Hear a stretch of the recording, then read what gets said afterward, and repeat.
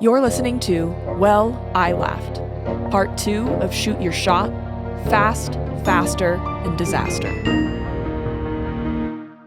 All right, listeners, so we're just going to jump into at the top, cue you in. We have a lot of fun stuff planned, especially here at the start. I'm sure later on too, but it's Maya's episode, so I don't know. We just recorded the title for last week's episode, Lifelong Loser, and it reminded me of this little story that I haven't told Maya. I called myself in my classroom one day a lifelong learner, but I go to my group of freshmen. I go, yeah, I'm a triple L, and that's not just my shirt size. I'm a lifelong learner. And I go, look at all of you get so weird because I mentioned I'm fat. You're like, he said it, he said it. They thought that was so funny. Honestly, yeah, fair enough. I don't have any notes. Life's been really good. Life's been fun. He's got a little dead-eyed look going on. That's I'm a little how tired. you know he's ready for winter break. A student that had struggled to, how do I want to find these words?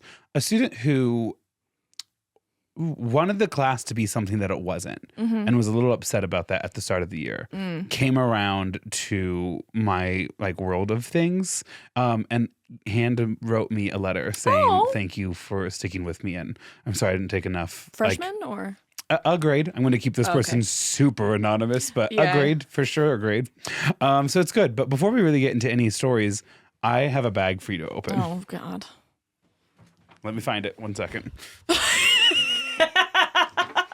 Holy fuck, it's so big. Here is the bag I would like you to open. This is so large. Oh, yeah. Okay, cool. It is the only bag they had at Five Below. Is mine the pink one or is yours the pink one? You know that this one has to be mine because it will fit my head. Why is it Spider-Man? Did you want me to go with Bluey instead? Those were our two options. I want you to know, when it came to listener, if you don't know yet, Maya tasked me with finding Christmas stuff for tonight's episode. And because I always forget. So I went to Five Below, which is great because it always has something. And tonight it had a lot of people with neck tattoos. And that put me in the Christmas spirit. And so our choice for Santa hat for you was Santa hat with Spider-Man on it. I love it. Santa hat with Bluey on it. Or I could get you a traditional Santa hat, but it was sized to fit over the headrest of a vehicle seat. And I'm not joking, I started and that would have fit your head. Yeah, and I was like, this could actually fit me. But it came in a pack of 4. And I'm like, what if it doesn't? I don't think I want to know if it doesn't. So I got you that. I got myself this. I love it. It's so cute for you. It fits, which is great. Huge head. There's other things in there. We need to keep opening. Oh, it does. It does keep going. Oh my God, they're socks. Wait, they're actually so cute. From, what's it called? A Christmas Story. Yes. It's just a kid Correct. tonguing a metal pole, These are the ones I want. Him in his little bunny outfit feels good for you. And if none of those speak to you, I did get Hanukkah socks. I mean, it's very One of cozy. these days we'll remember that we record 3 weeks before a holiday. So of the 3 socks, because this is the last part of our Halloween get up today. Okay. Which sock would you like? Ooh, I think I want these ones. It's actually tough to hear that. I actually thought she's going to pick Hanukkah and you're going to want another pair of soft socks. So you should get one. And I was like, no, it's fine. Here, I'm going to give you this to put in the bag. Okay, cool. These are so funny. Incredible. Not to be all weird about feet content, but happy birthday, you animals, if this is what you came for. You get it for 10 seconds as I change out my socks. We have one listener that showed up for that one episode that we didn't have socks, and then another one that shows up for this episode, and that's it. So funny. Oh, sorry. Oh, my your ears are fell falling off. down. Yeah. Gotta pull yourself together. Come on. I like that it's the bottom of the foot that says A Christmas Story. That I know. feels... Also, this just says... Triple dog dare you, and then it's frozen to just a pole. Oh, it's an I. It's frozen to an I, the letter I. Oh, it's the letter I. Triple dog dare you. Okay, I thought it was just a pole. All right, so now we're ready. Well, yes, now we're ready to get into it. Okay. This does not count as either one of your 2 gifts. Oh, okay. That makes me anxious. You'll have fun. It'll be a great time. Okay, so for this next one, For this next gift, Okay. you have to mute the audio for when you actually put it on the air. Just put little like non-copyrighted Christmas music or whatever. Okay. But specifically, I want your reaction caught on air. Okay. You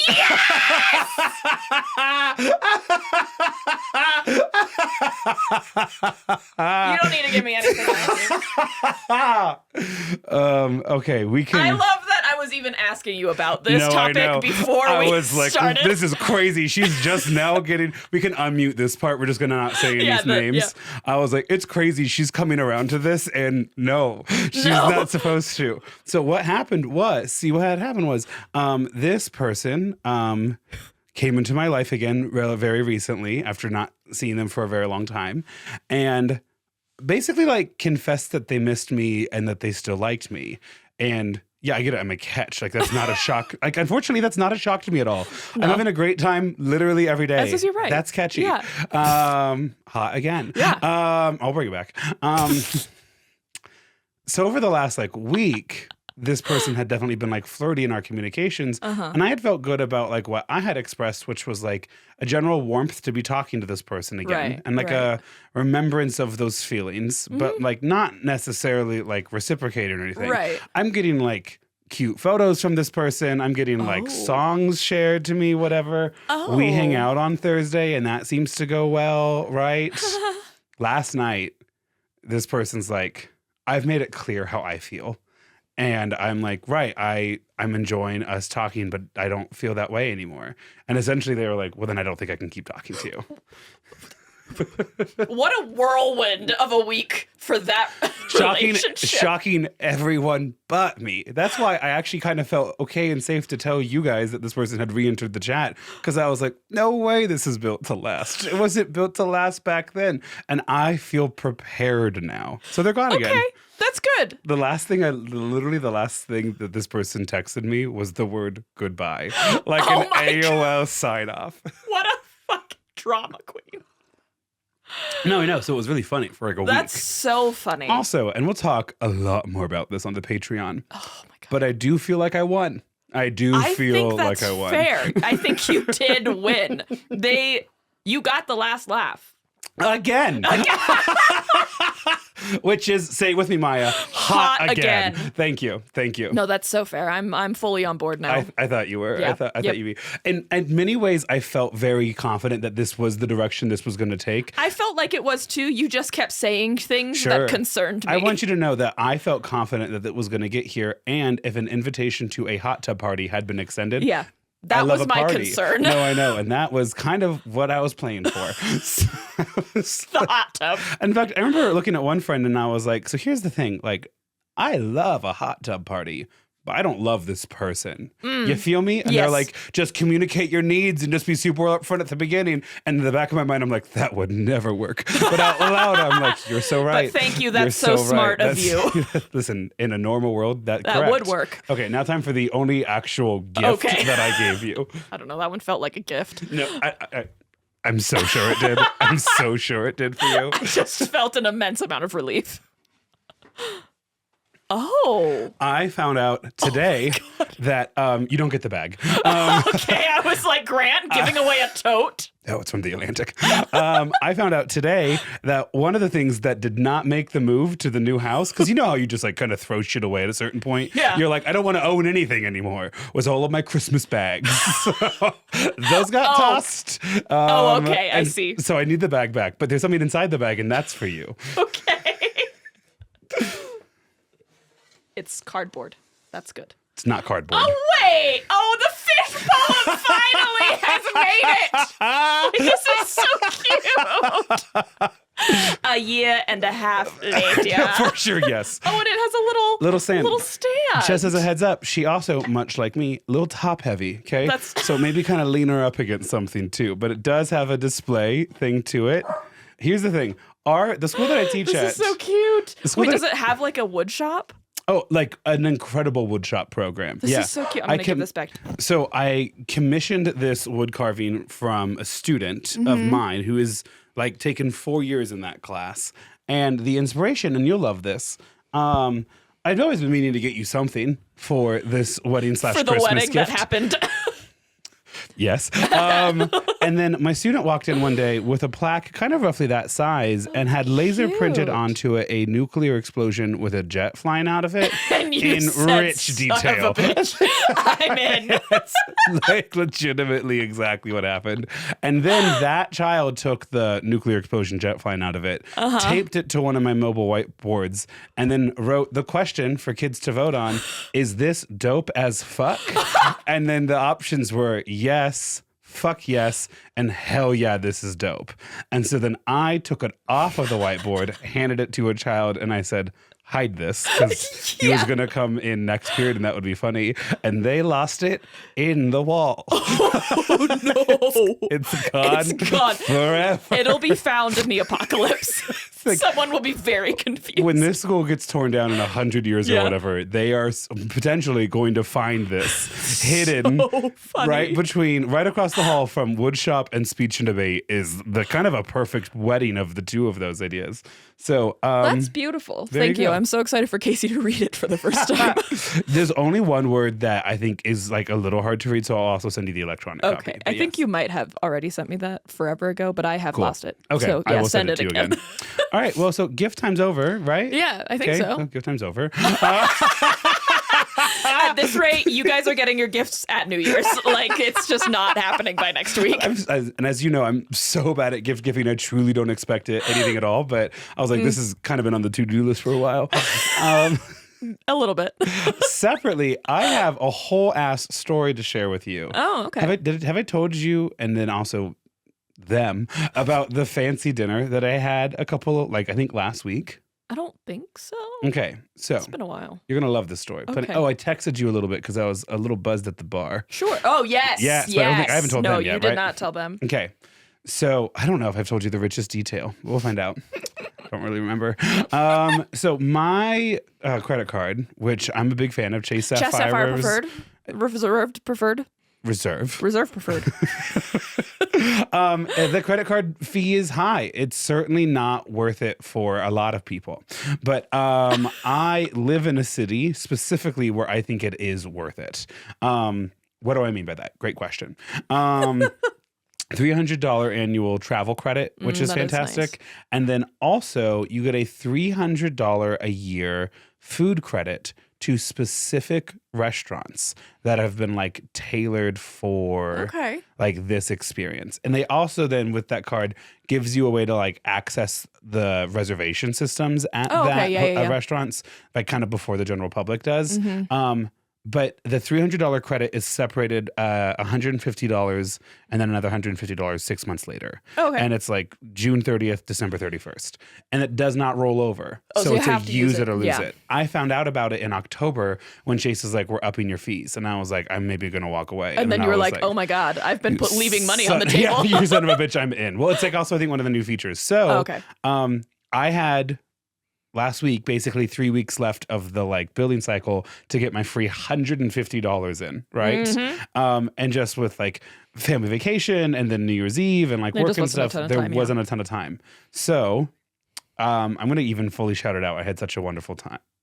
I'm not going to protect the privacy of someone in this story later. I went to a fancy steakhouse in Denver that I've only ever been to once, but really enjoyed it. I sit at the bar. I go there right after work. I'm in like my teacher jeans and like a college sweater that says Nebraska on it. Mm-hmm. I'm not dressed up like the clientele for this like place normally. That's why I'm sitting at the bar and why I'm like sauntering in at Right. like 4:38. Right. Right. No, that's fair. And they're like, hi, welcome. Here's our happy hour menu. It has a great happy hour menu. And they're like, a full dinner service starts at 5. And so I like order a old fashioned and like a handful of the appetizers, including like a croquette that's made entirely out of mac and cheese. And it was so good. Oh and my it was God. $4 during Oh. because here's the thing, you friends, you know, I have $150 free to spend at this place. Yeah. So your brain does that first thing where it's like, well, what's 150 divided by $4? Yeah. That's how many croquettes I can get. I was quickly trying to figure out how you could get me one of those croquettes. That's my two favorite food groups. I can just bring you guys at some point. Oh, yeah, that would be incredible. Yeah. Or tell me off air what the place was called. And I will tell you. Okay. Oh, that's so true too. I thought you meant for free. And I was like, well, I mean, I'd probably Venmo you later, but Yeah, I mean, either way. And so after queening out with my like bartender / waitress for a little bit, I lean forward and I go, here's the thing. Because this is like a pretty nice place. So I understand not everyone does this, but like, do you guys do to-go containers, like if need be? And she was like, yeah, 100% we do. Yeah. And I was like, okay, cool. Because I have $150 I need to drop tonight. Girl, the way became their favorite customer at the bar. The way they were like, hey, what do you you. need? And the fun thing too about the credit is like it just charges my credit card like a regular fee. And then on the back end, Chase reimburses me. You. Yeah. So it's not like it's coming out of the like restaurant's pocket or like they're not going to get tipped or anything. So I feel very ethical about it. I have their fries. I have a little steak spear. I have a croquette. I have the best scallop ceviche I have ever had in my entire life. It's now actually my preferred way of having ceviche. Scallop? Yes. I know, but it's so buttery and soft and like. I just have had one too many bad experiences with the scallop. I hear that. That it was actually just one bad experience with the scallop. That'll do it. Yeah. This melts in your mouth. Yeah. It's so good. I have a $60 steak, fanciest steak I've ever had in my entire life. Yeah. And here's the thing, because I'm an apps guy. Steak was great. Not my favorite part of the meal. It was the apps. Driving home, I was like, app. yes. I love just one bite of something. Driving home, I was like, I could have had 2 more apps and another old fashioned on Instead happy of that hour. fucking steak. Which was, again, like delicious. Yeah. So the whole thing kind of builds up to I'm like a little buzzed and I'm talking to like the bartender, waitress, whatever. And like, there's not a lot of people at the bar at this point. Like people are moving to the dining room. And so we're talking for a little bit and she goes, so like, what's up? What's going on with your life? Like what's happening? Right.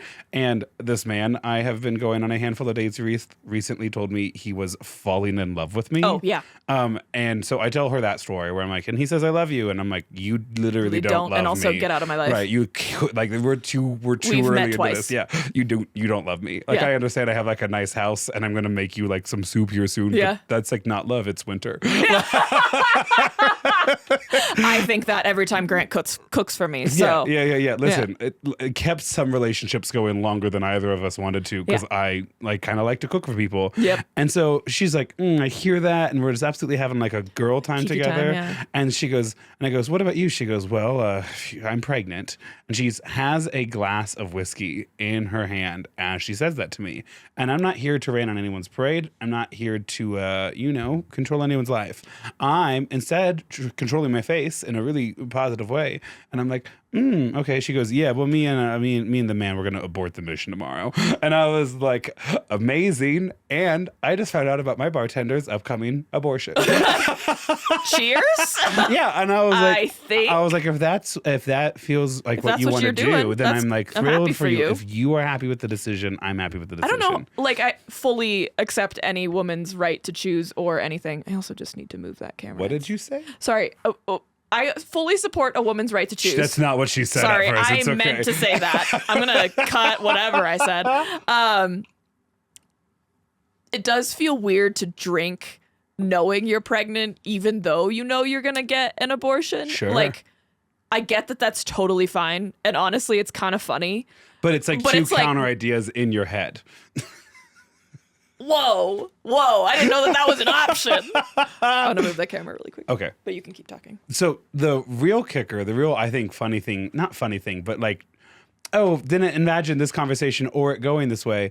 For her, the thing she actually wanted to talk about was this entire experience has taught her she needs to break up with him. Holy shit. No, I know. And I wanted to be, so I almost wanted to say, damn, double homicide. But like, I don't think, right. But like, that's not, like, I think you're drinking not because you're pregnant. You're drinking because your relationship's ending. And also the fact that you're pregnant isn't stopping you from drinking because you're also going to stop being pregnant soon. But I was like kind of just in that moment. Like, what are we okay to joke about right now? Right. But I'm like listening to her and I have like an old fashioned like in my hand and like these beer battered fries with this like incredible fucking sauce and my steak's coming out soon and we're just having a time and I'm just like, I'm so glad my vibes were good enough that you trusted me with this information. I'm a bald, bearded white man sitting at your counter in jeans and a Nebraska sweatshirt, okay? You could have been anybody. I could have been anybody to you. I could be Mitch McConnell for all you know, That would be great. Can you imagine? Could you imagine? Oh, Maya, what were you looking forward to?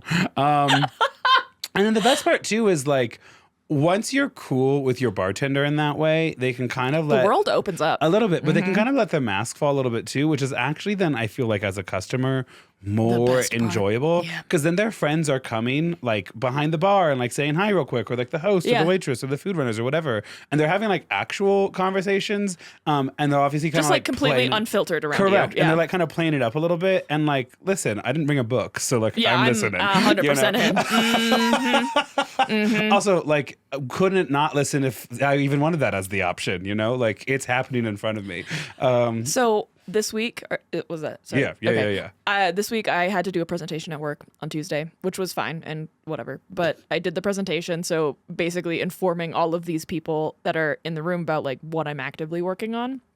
And we have a couple new hires, and I guess one of the new hires is working on a project that's not going to be on site or like in construction phase for quite a while. And so he was doing that thing that new kids out of college do where they're like ambitious or whatever. Put me in, coach. Yeah. And so he had asked someone else that was like, is there any on-site projects like nearby that I can go visit just to see what it's like to be on site, which like, whoa, crazy thing to say. But so he came for like a half day basically to like shadow some of the people that were on site. And of course I was one of those people, but he wasn't going to shadow me because my job is at a desk. So I don't actually know why I have to go on site, whatever. Anyway, I've been working on this one thing for 2.5 months. It's actually like a huge deal because the client really wants it. And I found out, so do the presentation on Tuesday. Wednesday, I'm on site. New kid comes on site. I'm in the office with this new kid and one of the other coworkers that's in Denver. So that's the person he's shadowing. And I have to turn to him at one point and I'm like, I'm going to need you to close the door. He closes the door and I turn to my other coworker and I'm like, start like gossiping because I'm like, they told me to scrap what I've been working on for 2.5 months and start from scratch and basically rebuild everything I'm working on. Right. And so I'm just like, I don't even know what to, and my coworker is also really stressed out because she's managing this contractor and the client is like, we don't want to pay for someone to manage that contractor, but then we still want the contractor to do work. And so she's just like, be someone to manage. Yeah, caught in the middle of this like crazy thing. And so we're both stressed. And meanwhile, this new hire is sitting in the corner, not even at a desk because we didn't set him up because you're only here for half a day. Literally in a folding chair. Literally laptop in lap, just sitting there like, and I'm like, everything stays in this room. That's so student teacher coded. Like I have no, be like, hey, can you, yeah, I'm pretty sure you can be part of this conversation. Yeah, just I don't think it's a that. student privacy thing. Just like, don't say anything. Yeah. Please don't get me fired. Right. So is he going to be in your office a lot more? Not on site. No. Okay. I mean, he's in the office, but that's all I had on that. I have something else though. Go ahead. The 50 Cent documentary about P. Diddy dropped. I need you to talk about it so that way people can stop messaging us, asking us if we've seen it, or just kind of glorifying 50 Cent, which like you should. Yeah. But yeah. The content this man had was fucking crazy. P. Diddy is the Nixon of today. Whoa. What does that even mean? This man was hiring a videographer in the days leading up to his arrest. There is video footage. P. Diddy was hiring his own photographer. And you know who got that footage after P. Diddy was arrested? 50 Cent? Yeah, he did. What was P. Diddy trying to get I videotaped? don't fucking know. But there's just footage of him in his hotel room, like, obviously preparing to be arrested, talking to lawyers, talking to, like, PR people. Why would you want to record any of that? I know! It's fucking crazy, dude. They have like pretty, I don't want to say like solid evidence because it is like still technically like word of mouth, but they're pretty sure Diddy killed Tupac and Biggie. What? Yeah. What? That he killed. He admits that on camera? There's people that were very close to both situations that are like, I saw P. Diddy and so and Biggie walk into the bathroom. I heard gunshots. They came out. I went in. He was basically dead after that. Yeah. That man's never getting out of prison. Dude, the documentary's fucking wild. No wonder 50 Cent has hated him for sport. Have hated him. This man in the ABC documentary, he looks so happy. Like, I want that level of joy in my life. And do you know why he did the ABC documentary? Or the ABC interview? They air it in prisons. That's like one of the only channels that's aired in prisons. And he wanted P. Diddy to see it. Hadn't P. Diddy been on the run for like a couple of weeks? He was in a hotel room in New York City. Like, Okay. I think maybe he had already been indicted or something. I don't know what the deal was. I wasn't. Interesting. Yeah, I need to actually rewatch it because I think the first couple episodes I was like zoning in and out doing something else. So I need to rewatch and get back in. The last episode though, I was locked in. That's crazy. If you this haven't, is just another episode about 50 Cent, like I do understand. it's not. It's not. Also, because I don't know if I should call him 50 Cent or 50 or Fitty and it just gives me a lot of anxiety. Anyway, it's called Sean Combs: The Reckoning on Netflix. If you're interested, I think it was like 6 parts, maybe. I'm not sure, but incredible. Literally no notes, none at all.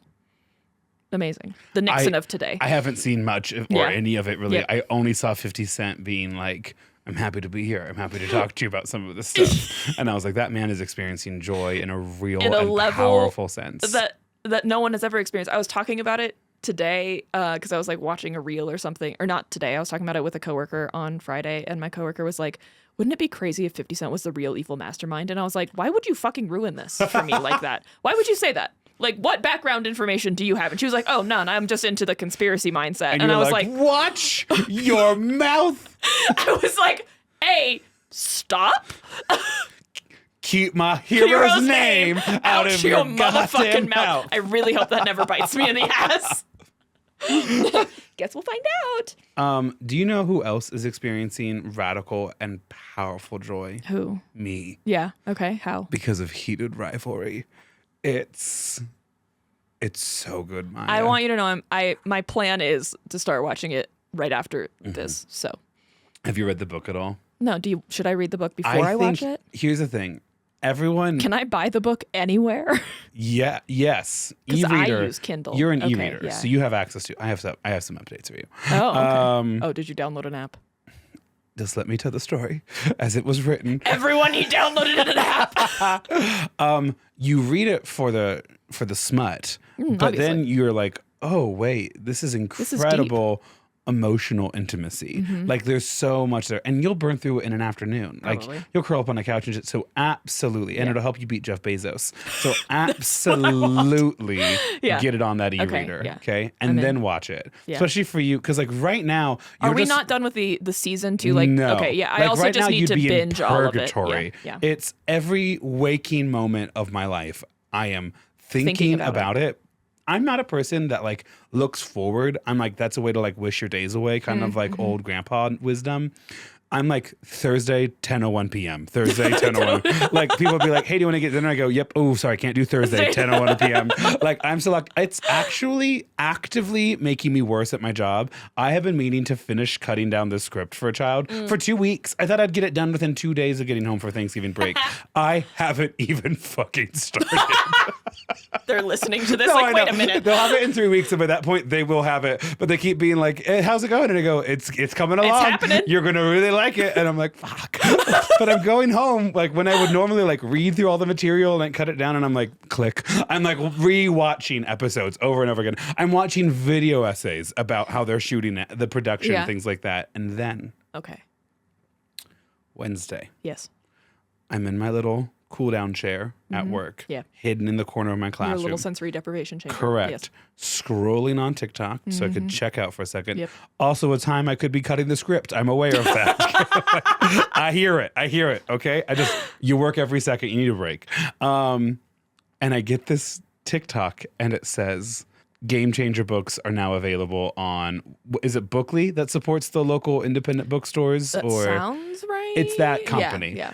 They have a TikTok, and I pause it and I go, how old is this video? Yeah. And I touch the details, and it is 8 minutes Holy old. Your algorithm was like, get it to him now. Get him now. Get him. He's on his phone for some reason. Go. Click. You don't know how quick I clicked. I'm like, click, face scan, click, face scan, click, face scan, eye scan, ear scan, voice scan. The phone's like Edna mode. Exactly it.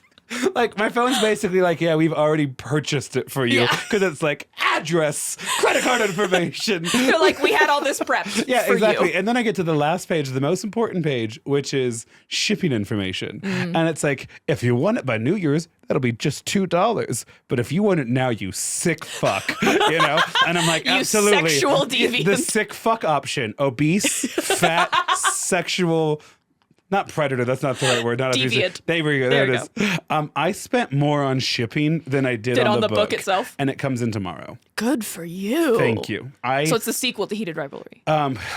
Okay. Yeah, So, you've walked me through the numbering scheme, and it is deeply confusing. there were 5 books. So this one is 2, right? Yes. Yep. It's Heated Rivalry in what is called the Game Changers series. Yeah.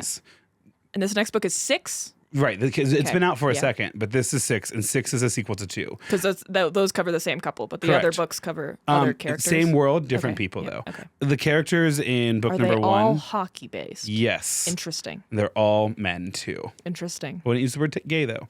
Some of them are bi.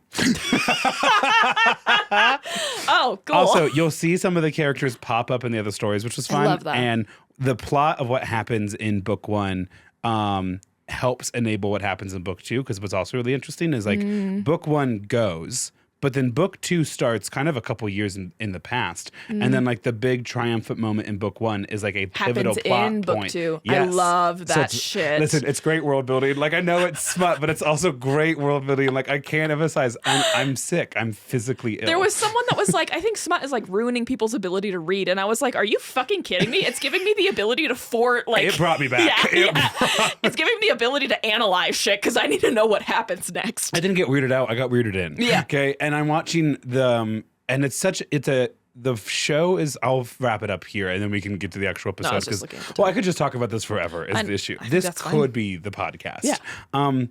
The show is a very, very, very faithful adaptation. I love that. By a gay director who loves the original source material, Good. but is also going to be like gay about its production and stuff. And so like we're rewatching it. Episode 4, towards the end, there's a shower scene, right? The couple's not together in that scene. Okay. And then I watched it twice. I thought it was great. And then I saw a TikTok and it was like, this character wasn't in his hotel room shower because he was in the mind of the other person who was picturing him in his own shower. You know what I mean? Yeah. Yeah, you know what I mean. Welcome. Catch the fever. Listen to it instantly. There are 2 more episodes left, and I am 9 on the bars of my enclosure. I am increasingly getting so far deep into Has Been Hotel that I am concerned for my well-being a little bit. I was watching videos for this story. We're and having different a experiences. suggested episode or a suggested like next video for me was like voice coach reacts to Has Been Hotel song. And I said, yes, absolutely. Did I then watch about an hour worth of voice coaches reacting to various Has Been Hotel songs?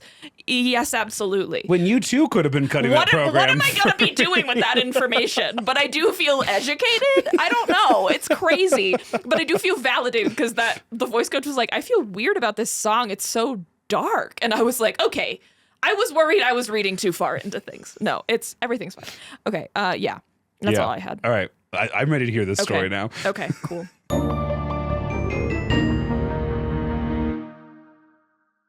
This isn't the Gene episode level of jeans. Oh my God. He's wearing jeans.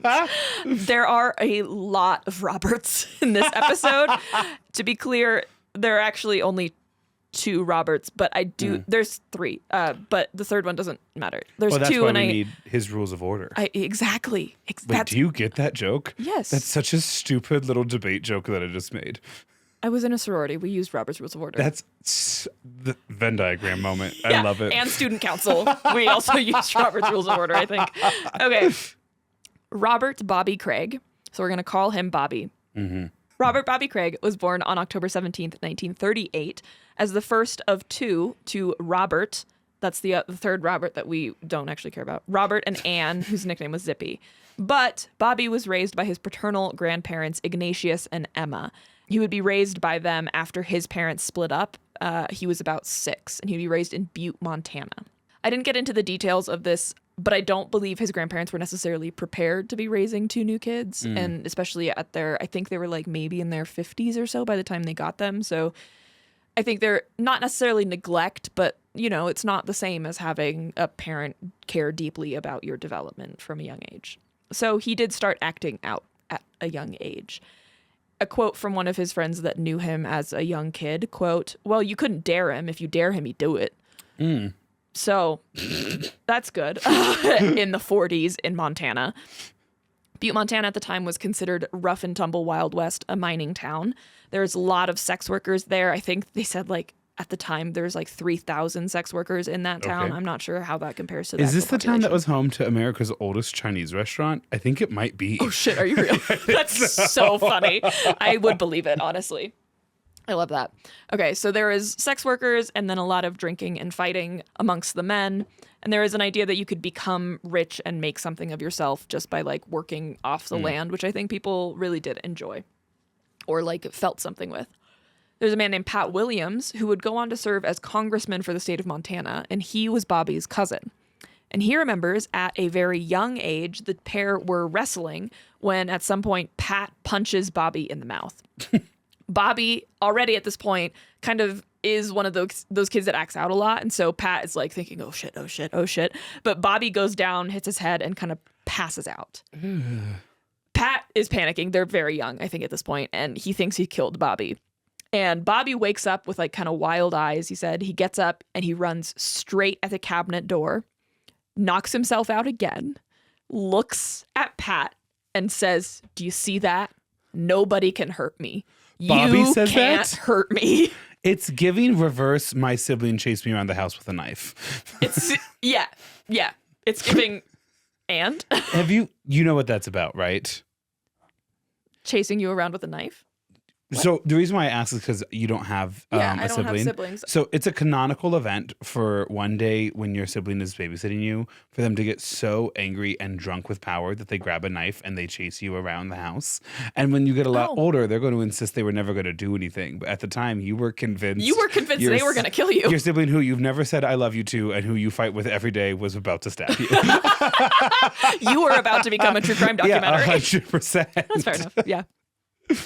At a young age, Bobby would sell papers in the town, and he would outsell all the other boys by exaggerating what the headlines were to the people that were going to be buying it. He also had a bike, and he loved showing off tricks to the other kids. Specifically, he loved jumping his bicycle over other neighborhood kids, the super not dangerous thing that we all did as children. And he was always coming home with cuts and bruises. His grandparents had no fucking idea what to do with him. But at 13, he got his first motorcycle. Some stories said he stole it, which honestly makes more sense to me than his grandparents buying him a motorcycle at the age of 13. Either way, no matter how he got it, he crashed it into a neighbor's garage, and the garage nearly burned down after the motorcycle's gas tank ruptured. Sure. Yep. He was well known by the local police. He would get caught driving his motorcycle recklessly. He was also kind of involved in small white collar crime, some breaking and entering, some robbing places, some shoplifting. And not just well known by the police, but also well known by other locals, and not necessarily always in a negative sense. His friends did say he kind of liked being chased by the police because it was a challenge for him, Someone said, I think his brother at one point says, quote, "He was the kind of kid that even when he was being bad, he did it with a certain kind of boldness and humor that you couldn't stay mad at him." And then another person said, quote, "I don't know why he had 2 tires. He was always riding around on the back one." Wait, that's actually a really funny quote. Yeah. He did drop out of high school after sophomore year to begin working in the copper mines. Eventually, he was promoted out of the mines themselves to work on the surface. Not 100% clear on the timeline, but at some point he was fired. Do you want to guess why? Don't worry, I'll tell you. He did a wheelie on an earth mover and ran into Butte's main power line and caused a citywide outage. Okay, hold on. So, what? I'm expecting a bulldozer. Yeah. And he manages to pop that into a wheelie. How? I don't know. Because the thing about a motorcycle, when you pop it onto a wheelie, it's your mostly body's just your weight shoving it, shifting. grabbing it. Yeah. And then he ran it in. Why was the city power line so close to the copper mines? Couldn't tell you. Okay. That's it. That's it for questions for now. I'll let you know like when the I have 50s, more. so I don't think there were really OSHA regulations about how okay. far the power had to be from earth movers. That I think was the fact that I initially saw when I was doing my pre-research that I was like, yeah, we're doing it. This guy's crazy This enough that guy's he can do an fucking episode. wild. He was involved in local rodeos and ski jumping events. He won the Rocky Mountain Ski Association Class A men's ski jumping championship in the late 1950s.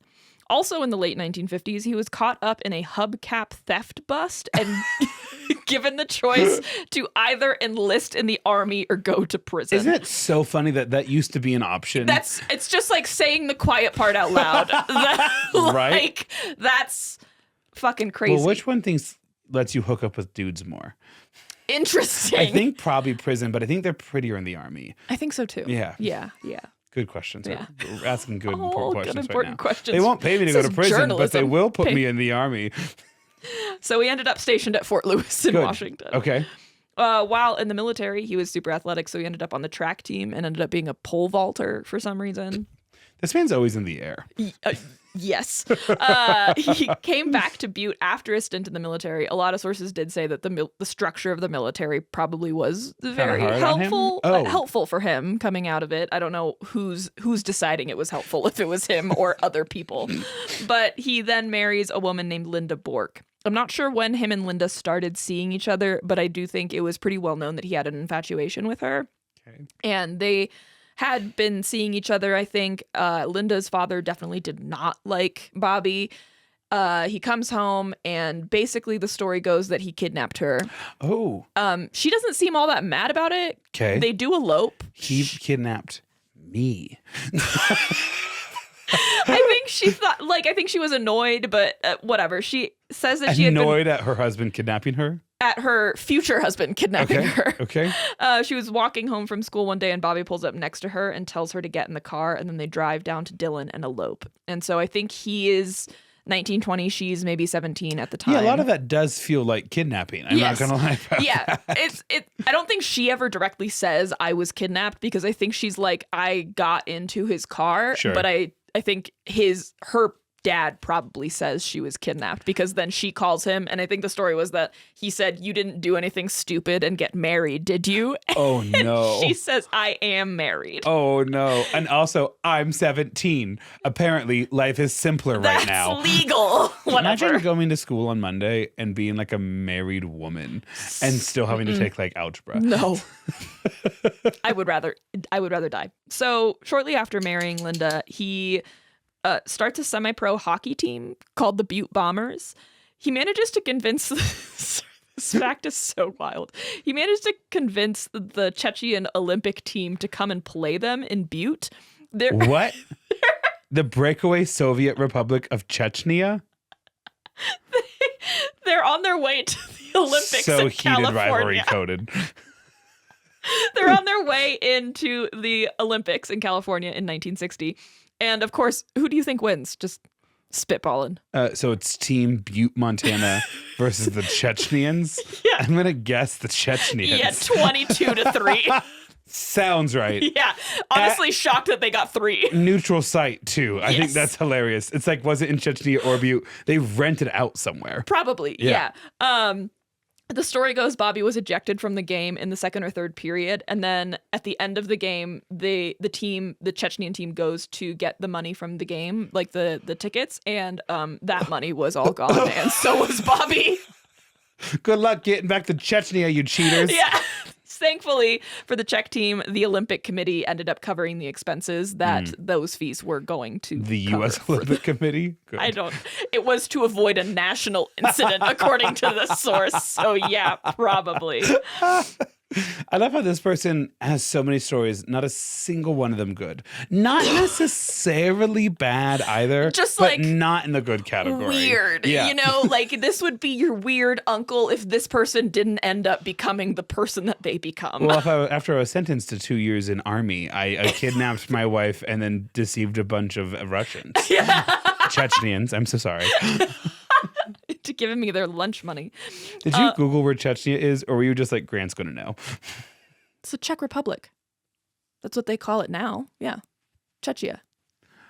Czechia? Mm-hmm. Okay, that's very different than Chechnya. I was wondering where you were getting the N from. Okay, I was surprised you knew this much about Chechnya. It's the Czech Republic. Oh, the Czechs. Yes. Gotcha. Now they go by the Czechia. Right. Okay. Would you like to explain to me and the listeners what Chechnya is? It's kind of near the nation of Georgia today. Oh, okay. And in the 80s, fought a violent civil war against the Soviets. And they won? Yeah, well, I mean, the Soviet Union collapsed. Oh, okay. So kind of. Now I think they get hired by the Russians pretty regularly. Oh. Yeah. Okay. Cool. For war. For war. Anyways, not obviously about. Is now the time for me to guess? No. Okay. I have a guess, though. Oh, okay. I'm interested to see what your guess would be. Do you want me to say it? Yeah. Fuck you! When I said, man, this guy's always in the air, and you went, I was like, got him. I fucking got him. And I was like, shoot your shot. Yeah. I'm bleeping that for them. We got a lot of world building to do. I'm so excited, They won't know yet. I'm Okay. so excited. I'm sorry. No, you're just so good at guessing, and you're like, anyway, this man was close friends with a Russian queen. Who do you think that is? And I'm like, there's a fucking Disney Putin? movie about him. I don't know. You know his songs. Yeah, that's the difference between you and me. In 1960, Bobby and Linda welcomed their first child, a boy named Kelly, and a tale as old as time. Song as old as what? Do you want to sing? Does he die or do they have another one? He realizes they need to make money somehow. I was like, they die? we have a lot of child deaths sometimes in this episode, and you said it's like Gene had some. No, it's literally Okay. just Gene, and He that was like, much later we're gonna get another Robert. they're like, this kid eats all the time, like 3 times a day. I gotta have some more Holy money. Shit. I don't write this down anywhere. I think 2 years later in 62, they will have their second kid, whose name is also Robert. And I got very confused for a second because we have Bobby and then we have Robbie. And who's Robbie again? Robbie is the son. First son. Second son. Okay. We got Bobby, who is our main character. Right. Bobby's first son is named Kelly. Bobby's second son is also named Robert, Okay. but that he goes by Robbie. And then Bobby's father's name is Robert, but Yes. doesn't raise him, and instead Yeah. incongruous or Yes. whatever raises him. Bops away or something. Amazing. I don't know. Yeah. Okay, so he realizes he needs to make money, and so for a while he just starts kind of like making up his own fucking jobs or something. He starts working as a night security guard, quote unquote, and by that I mean he would go around at 2 or 3 in the morning and make sure all the local establishments were closed up and not like broken into. And yeah, he was the one doing the breaking in. You weren't paying him. So basically, I like haunt this town. Yeah. At some point, a bar owner had been broken into or like had the front glass broken or something. And so they finally agreed to start paying Bobby. And the story goes that the bar owner like stayed in the bar to make sure that Bobby was actually like staying true to his word and actually walking around. And like checking. He was sitting in the dark in the back of the bar with a Oh shotgun. my God. Ready To for what? Kill him? I don't know. Threaten him at Men least. love to have a shotgun and like no clear aim. Yeah. Or idea of what happens Yeah. next. Yeah. And so he ran a racket, no question about it, was a direct quote. The next thing that he would try and do is he begins a company or a service called the Sir Kill Guide Service, which is a hunting and fishing service. Okay. So basically clients would come to him and he would help guide them to where the prey was or the game was. And if they didn't get the game that they wanted or enough of it, then Bobby would give the money back to them. Oh. And so that's how he ended up making money. Where it becomes illegal is he was occasionally guiding them onto private property and or national parks. So yeah, that's not. By occasionally, I'm assuming you mean almost always, because that's where all the good hunting was. Well, it doesn't help that in one point in 1961, Robbie learns of an effort to cull the elk population in Yellowstone. Or sorry, Bobby learns to cull the elk population in Yellowstone, and he tries to to lobby to have that elk herd relocated to Montana. Mm. And I don't know what happened first, whether or not Bobby was already going to Yellowstone with his clients or this happened after. But to gain traction and attention to like kind of lobby his representatives, he began hitchhiking to DC with the antlers of, I think, a 3-point elk that he had killed, or a 3-point buck that he had killed, and with a petition of 3,000 signatures asking them to please move this herd of wild elk. So that they could stimulate the like hunting industry in the area or whatever. And so he would stop from time to time on this hitchhiking route and do like press conferences or kind of like speak to the people. And he then presented his case to Representative Arnold Olson, Senator Mike Mansfield, and the Secretary of the Interior at the time, Stuart Udall. And Chuck Grassley, who was in his 4th term by that point. No, I'm kidding. Those were words I didn't get the joke of. It's okay. Okay, cool. Chuck Grassley is a senator from the state of Iowa right now. Chuck Grassley is half the age of the state of Iowa. Oh no. Yeah. Yikes. All about passing that torch. So anyway, he presented the case of like relocating the elk, and I don't know if the elk ever were relocated, but the culling of the elk did stop in the late 60s. Anyway, there's a chance he actually also wasn't hitchhiking, that someone was just driving him from place to place and he was saying he was hitchhiking. I just looked to shovel. To It's get my preferred state. more attention on it. And yeah, the operation was kind of illegal, so I don't know when that got found out, but this operation did get shut down, so there's that. He did then join a motocross circuit, but was unable to make enough money to support his family, especially after he then broke his collarbone and shoulder in a motocross incident in 1962. So yeah, that doesn't help. He has 24 months between 1960 and 1962. That is just full of adventures. Random ass fucking shit. How do you have time to hitchhike supposedly to DC and break your collarbone? I've been thinking about that. That's a lot. Bobby then gets a job selling insurance for Combined Insurance Company of America. This insurance company was run by a man named W. Clement Stone, who had also written a lot of books on like the power of positive thinking and like effectively manifestation, as we would call it today. And that will play a part later on in Bobby's life, but it also played a part in this, in that it really served as a good tool to motivate the salesman that like, hey, if you want to make all this money selling insurance, you just have to believe you can. It's to envision yourself selling insurance people don't need. Basically, yeah. And so Bobby took all this to heart. He did go to a mental hospital in Deer Lodge and wrote 271 policies while he was there. Oh. So I don't know what that kind of lodge? Morality. The town is called Deer Lodge. There was a mental hospital in Deer Lodge that and he went insured to. Everyone there. Basically, yeah. He set the record for the number of policies sold in a day at 210 and in a week at 271. Insurance at the time, $3. Wow. It's just so fucked up. It's fine. After he did that, after he broke both of those records, he'd been with the company for a couple of months, maybe. He told the president of the company, quote, "If I break every record in the company, you have to make me the vice president." And they said, no. And he said, bye. He quit. And they're like, yeah, that's fine. Then he moved to Moses Lake, Washington. Okay.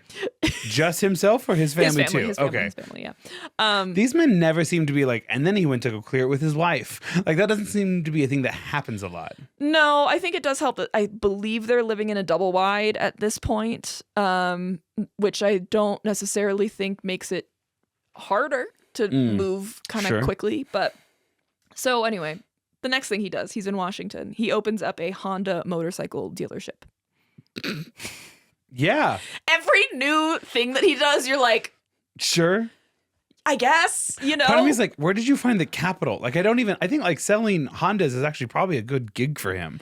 Where'd you find the capital? So some places said he like worked at a dealership. Others said he started the dealership. I'm not sure what's going on there, but he was struggling to sell Japanese imports. I think not a lot of sources said this, but I figure it's a lot to do with like prejudice against Japanese after World War II. But also, I guess there's steep competition at the time. So there's that. But back when we had a real economy. Yeah. What is an economy? I'm not sure.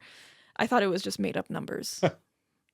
Anyway, he was doing well I guess, like as well as he could, but he wanted to do more. So he comes up with an idea. He would do a motorcycle stunt that would draw people to the store to look at the motorcycles. I have a feeling he's going to do this gig a lot.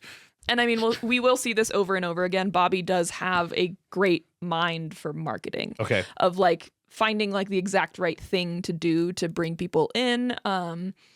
He also, while working at the Honda dealership, would offer $100 bet or $100 off of a motorcycle purchase if you could beat him in an arm wrestling match, which I just think is, yeah. That's like the entire motorcycle back then. I did not look up how much motorcycles were, but that's, yeah. I mean, I would arm wrestle you for that. Yeah.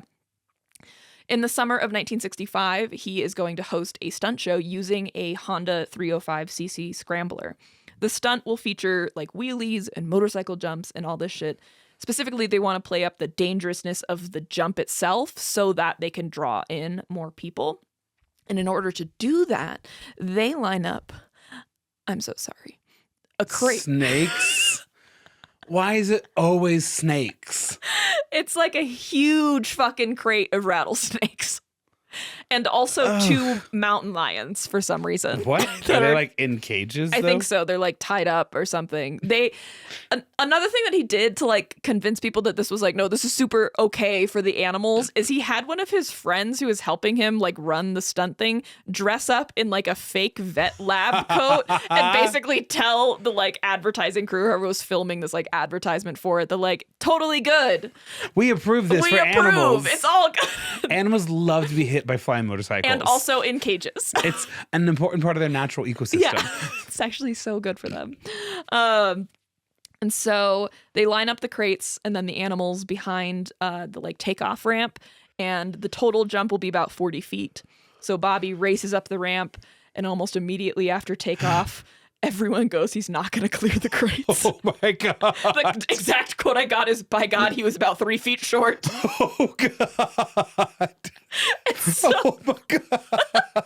So the back tire hits the carton with the rattlesnakes. The crate breaks open. The snakes go flipping out and like are obviously not going to attack him. They're scared shitless. So they go slithering through the crowds and everything. I'm shooting. I'm just wildly shooting at the ground. And meanwhile, Bobby, completely unbothered, gets back up to like kind of the top of the ramp, is like waving at the crowds, just having a great time. It's giving the first Hunger Games, but Yeah. that's fine. Mm-hmm. So they just accidentally released dozens of rattlesnakes into this local environment. Yeah.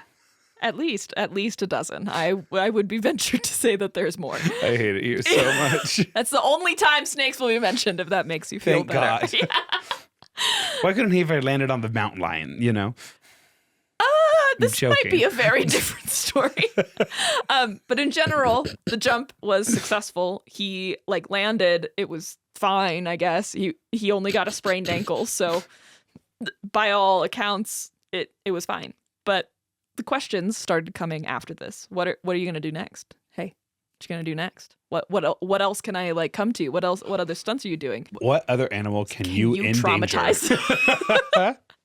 So he starts thinking about doing a stunt show. And to be totally honest with you, I think this had been going through his mind since he was pretty young when he saw the Joey Chitwood Auto Daredevil show around the age of 8. But instead of using cars like the Joey Chitwood show did, he wanted to do all of his stunts on a motorcycle. Sure. Which makes it scarier. A lot more dangerous because there's famously no airbags. Or metal surrounding you. Right. But there's a lot of work that needs to be done before he's able to host a stunt show.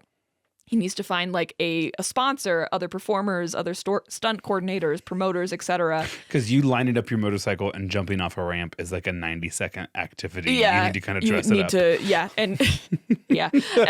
He finds a sponsor named Bob Blair. Sorry, there is another Bob. Okay. Robert, Bobby, we're- Robbie, and now Bob. Yes. Bob Blair, who's the owner of a motorcycle distributor for the Norton motorcycles. So finally, it's all accounted for. He has all these other people. He has a sponsor who's going to pay for it all. And now he needs something to call the show, right?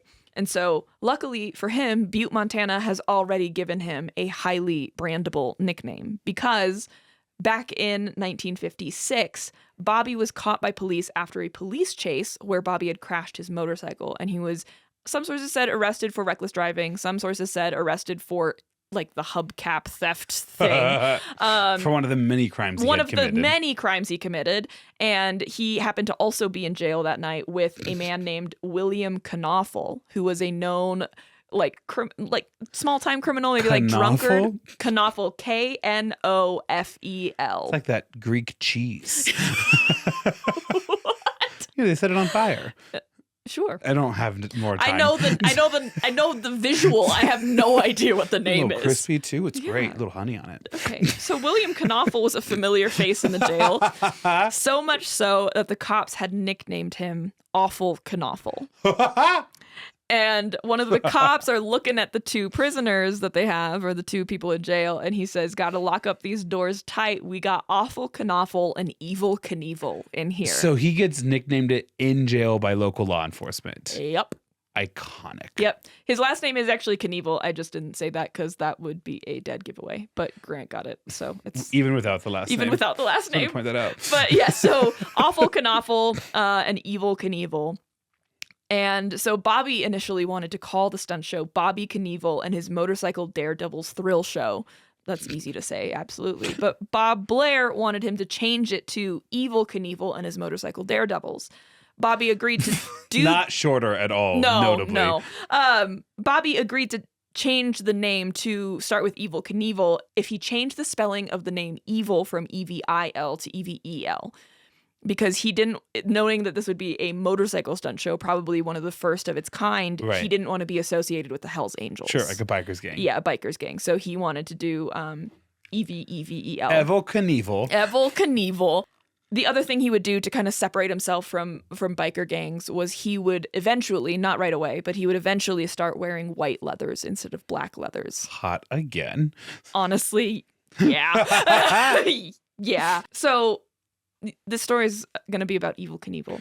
Has been about It has Evil been Knievel. about Evil Knievel. This was actually Casey's idea. I was initially going to do... So boy. Yeah, it's so boy. I was going to do... what was it? Annie the Sharpshooter. I can't remember her last name. Annie, get your gun. Yeah, basically. Annie Oakley? Annie Oakley, There that it is. And I was looking into it and I was like, this is good, but I don't know if I want this to be like Whole story. the last episode before we go on break. Because I mean, it's a woman at that time, and there's there's a gun involved heavily. And so Famously. yeah, Casey was like, you should do that guy that used to like shoot himself out of cannons. And I was like, oh yeah. And then Casey was, yeah, Evil Knievel. I did a lot of research. This man does not shoot himself out of cannons. No. Like actually ever. I'm actually pretty positive that doesn't really ever happen. It does. It's a stunt act. It's Okay. called the human cannibal. It happens at carnivals all the time. How did I trigger something in you? I think it with actually that started comment? before this. With Evil? Yeah. But yeah, so this man is not a human cannibal, but this man, by God, fucking shot his shot all the goddamn time, every day he was awake and living. I don't know a man who has shot his shot more than Evil Knievel has shot his shot. I love it because when you slow it down, Evil Knievel's name is Evil. Well, he can evil. Evil can be himself. Evil and can it's evil. spelled K-N. Oh, Jesus. K-N? Yeah. Oof, did not expect that. Knievel. So it is like his first name, Evil, is actually in his second name. Yeah. Yeah. So that doesn't help either. But anyway, honestly, phenomenal branding. So the trigger warnings, there's going to be a lot of fucking injuries. What? As this man jumps over animals? Huh? I didn't know you could get injured by gravity. How many? Does he end up making it more often than he doesn't? Yes, he does. Okay. I actually completely forgot to pull the stats on that. But no, I think he does over 300 jumps in total. And then he crashes it's definitely less than 100. So it's not a good ratio, but it's... Especially when it's your body crashing to the ground. Yeah, we'll talk about this at the end again, but he holds the Guinness Book of World Records for the most number of bones broken. He's only, I think, actually ever broken 35 bones, but he has broken those 35 bones like 433 times. So they're just like super strong now. He would have to have surgeries to like repair things. So he had like pins and plates and shit all up in his body, and then he would go and break the metal in his body. I didn't even know that. You're I welcome. didn't need to know that. You're welcome. He had to be in constant pain. No. Well, at least if he was, he never mentioned it. If you are getting anything from this story so far, it's that having children is so bad you might have to break every bone in your body. Because you have to feed them. It's crazy. Some of my sources, there's 2 Evel Knievel documentaries, one being Evil from 2015 and one I Am Evel Knievel from 2014. There's the book that I think I read like the first half of or listened to called The High Flying Life of Evel Knievel by Leigh Montville. It's available on Spotify. And then there's a 2-part series from Stuff You Should Know podcast, and then also some like various news outlets, New York Times, some like local news sources as well. And then the Motorcycle Hall of Fame. And then there's 2 Evel Knievel movies that are fictionalized that I watched both of them for some fucking reason from 2004 and 1971. And then also the Evel Knievel website. Okay. Let's get into it.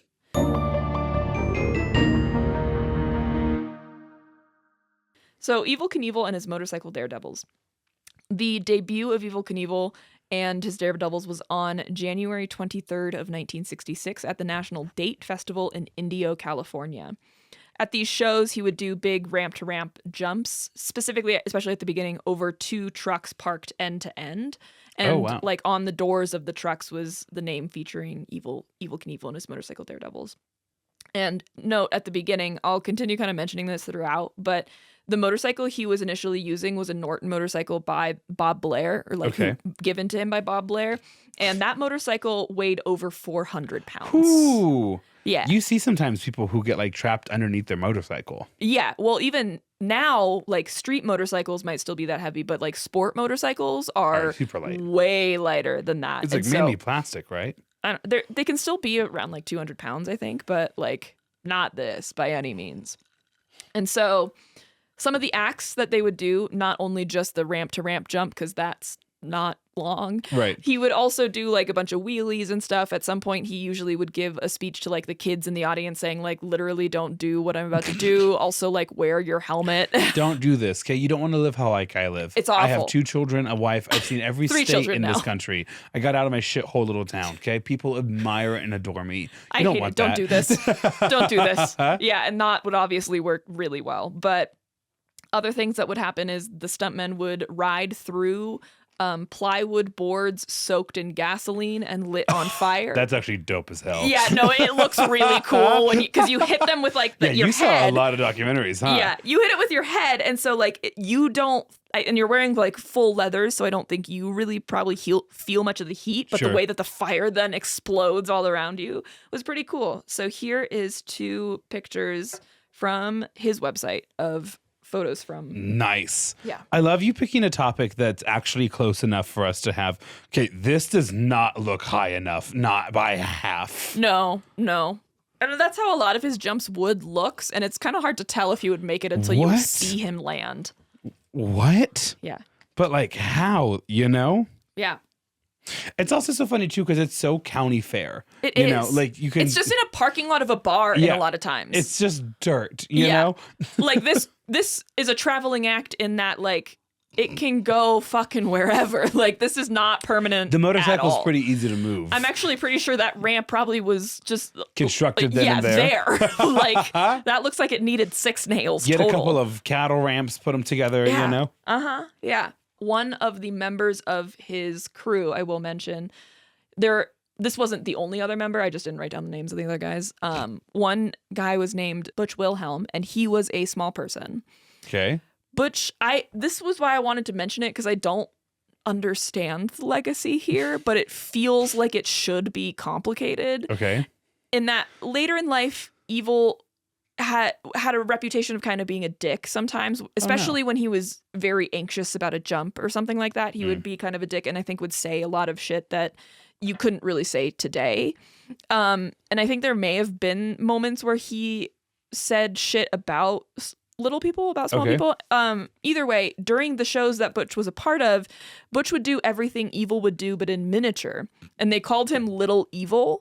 And then he would make a point to like fail horribly at whatever stunt he was doing, which would then gear the crowd up even more because they just saw Butch fail. So how the fuck is Evil gonna do it? And it's like, I don't even know what to do with that information. Everything's fake. Nothing's real. Yeah. This feels like personal data all over again. Like okay. What do you mean you did it all in minutes? I know. It's like sheep, lamb, Yeah. cow, calf, a little bit. monster truck, sedan. I did try to do more digging into that legacy and that relationship. I honestly didn't really find anything. So, and truthfully, I think they probably worked together for like a year, maybe. Okay. So maybe that just wasn't that And long. then off he went to his own stuff. Yeah, but Wilhelm would also end up being an actor. He was an Ewok, or was Oh, nice. In Star Wars. in 1983's Star Wars Episode 4, Return of the Jedi. Watching you make your way through it, he was an Ewok. I didn't know if And I like should half be the like the listeners are like, oh, Ewok cool. or a Ewok, because the Ewoks are the little ones, right? Yeah, an Ewok. an Ewok, yeah. I saw his name mentioned on a Chewbacca Wikipedia fan page, so that Nice. was weird. He's canonical. Especially when I'm trying to find out, like, was Evil, like, I don't know, an asshole to him? It is giving me on AO3 because I'm trying to chase down an Alice Roosevelt stuff and I just can't figure it I was out. like, I don't. Okay. So anyway, I just wanted to mention that. One of my debaters, I shared that exact story on Saturday, and then one of my debaters was like, Alice Roosevelt, she's so great. I love Alice Roosevelt. And I looked at her and I go, kiddo, everyone knows you loved Alice Roosevelt. You have the best Kennedy family impersonation I have ever seen in my entire life. What is her Kennedy impersonation? It's I'm picturing Bobby, Schmidt. It's Bobby Kennedy, Okay. not current Secretary of Yes, Health. yeah. He was like, the dream endures, the fight never dies, right? And she does, not like he's stricken with Alzheimer's like how I do it, but like she does it in such a great, I'm like, why the fuck did you practice that, you know? Yeah, like she was in the shower Yeah, I was practicing even it. like, how many oratorical contests have you been in? And she goes, only one on U.S. geography. And I was like, why would you have that? And I don't know. Okay, great. Yeah, good. And she cool, goes, yeah. Mr. Thomas, do you want to talk about Chappaquiddick? And I go, no, I don't want to talk about Chappaquiddick. Your students really are just the Right, 'cause most. you sometimes. have no idea what Chappaquiddick is, and at No. least 51% of them don't either. That's- but yeah. those who do are like lolling right now. That a 15-year-old with a strong Bobby Kennedy impersonation Wants to talk about it. wants to talk about Chappaquiddick and then go off and talk about like ethics and morality and John Rawls. We're back. Okay. So Butch Wilhelm, yep, just talked about that. Also at the shows of note, they would most of the stunts, if not all of the stunts they did had never been tried before an audience was watching. They'd just be like, hey, you know what sounds super cool right now? Let's go and get some alligators out there. It was the original Jackass. Like It's giving boys have to run a business on their own. whatever. Sorry, this is just so crazy. So because they were running a lot of stunts that no one had ever done before, there was admittedly a lot of failure. One of the guys on the team would tell what his job was to tell Evil if Evil was riding fast enough to make it over the jump. And a direct quote from this man is, quote, I guess you'd call it guesswork. He had no idea how fast Evil had to be going. He was just there to say, And I I don't know. know from my math classes, there is absolutely there's a number. an equation. There's a number. Yep, there is an absolute equation. Like, it's not like, well, does God favor me or is the wind blowing in the right direction? There's a reason Like, stunt performers can perform on like TV on like the X Factor because we're all pretty sure they know what they're doing and someone has calculated that mapped it shit out. out. Not here. No one was doing that shit here. Anyway, at a show on February 10th, 1966 in Barstow, California, while he's performing with this group still. Been there before. Yeah, Sorry. cool. Liminal space, Barstow, California. Liminal space. That listener story. Oh, yeah. Yeah, you've been there too. In your mind, at in my least. mind, yeah. That's why I wasn't in my own shower. Don't you talk the old magic to me, witch. drown you in the river. Promise. Whoa. La la la la la. La la la la. It's the holidays. Hot again. Yeah. Anyway, at the show in Barstow, California, they're gonna run a brand new stunt, and I don't even know if I want to tell you what the stunt is before I show you what happens. There's a video. Oh, yeah. We got to do more modern episodes. It's so funny. Just describe it to the people. It's black and white. Oh, and someone just got hit really hard. Can we? I think they might be showing Let's go ahead it in and see slow-mo. instant Hold on. replay. Hold on. I want to see the OG again. So there's a motorcycle that's driving at him at 60 miles per hour, and he's like, I'm going to jump over it. And he jumps way too late and way not high enough. He gets absolutely fucking nailed in the balls. Shipwrecked by a motorcycle or a bike, like a bicycle. Okay. Motorcycle, 60 miles an hour. Like basically waiting until the tire is touching his front pant leg to jump. So late. And then he flips does the completely ragdoll. over. Yeah. He goes up 180, 180 again. He does a whole 360. Falls on the ground.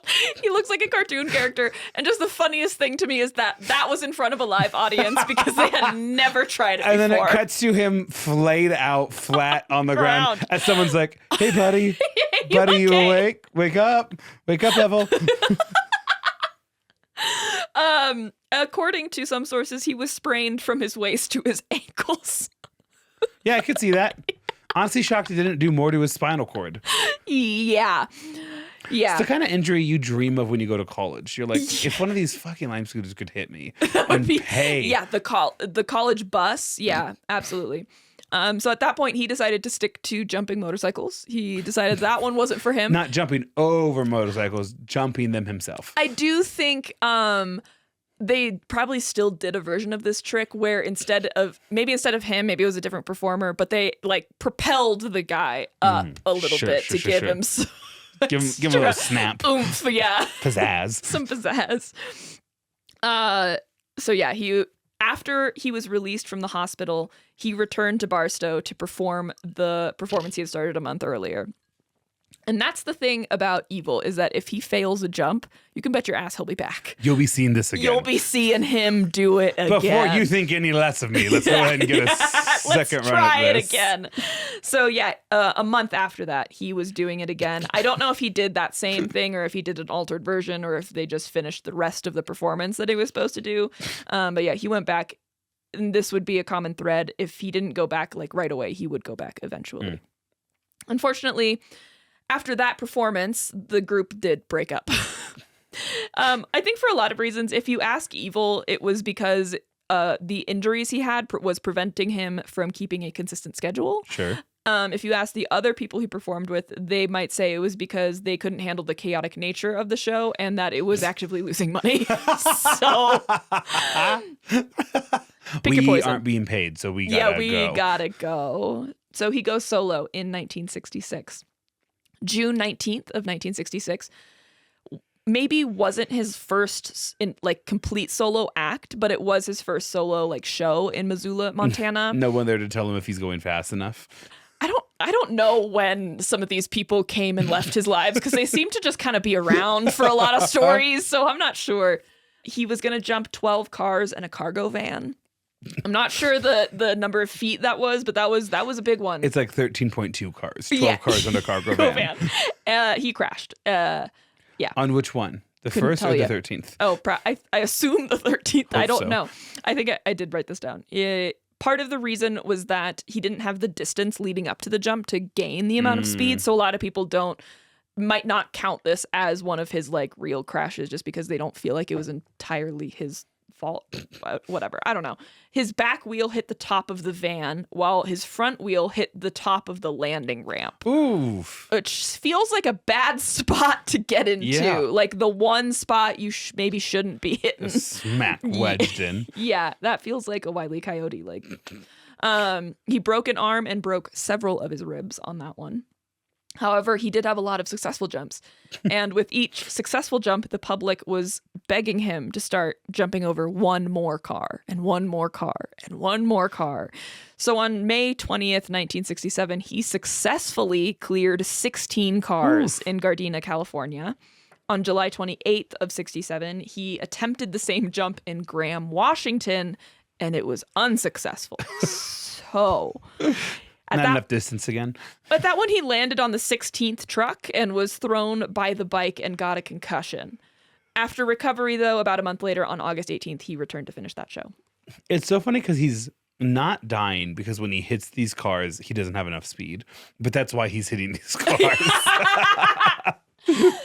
Yeah, in some cases, you could say that.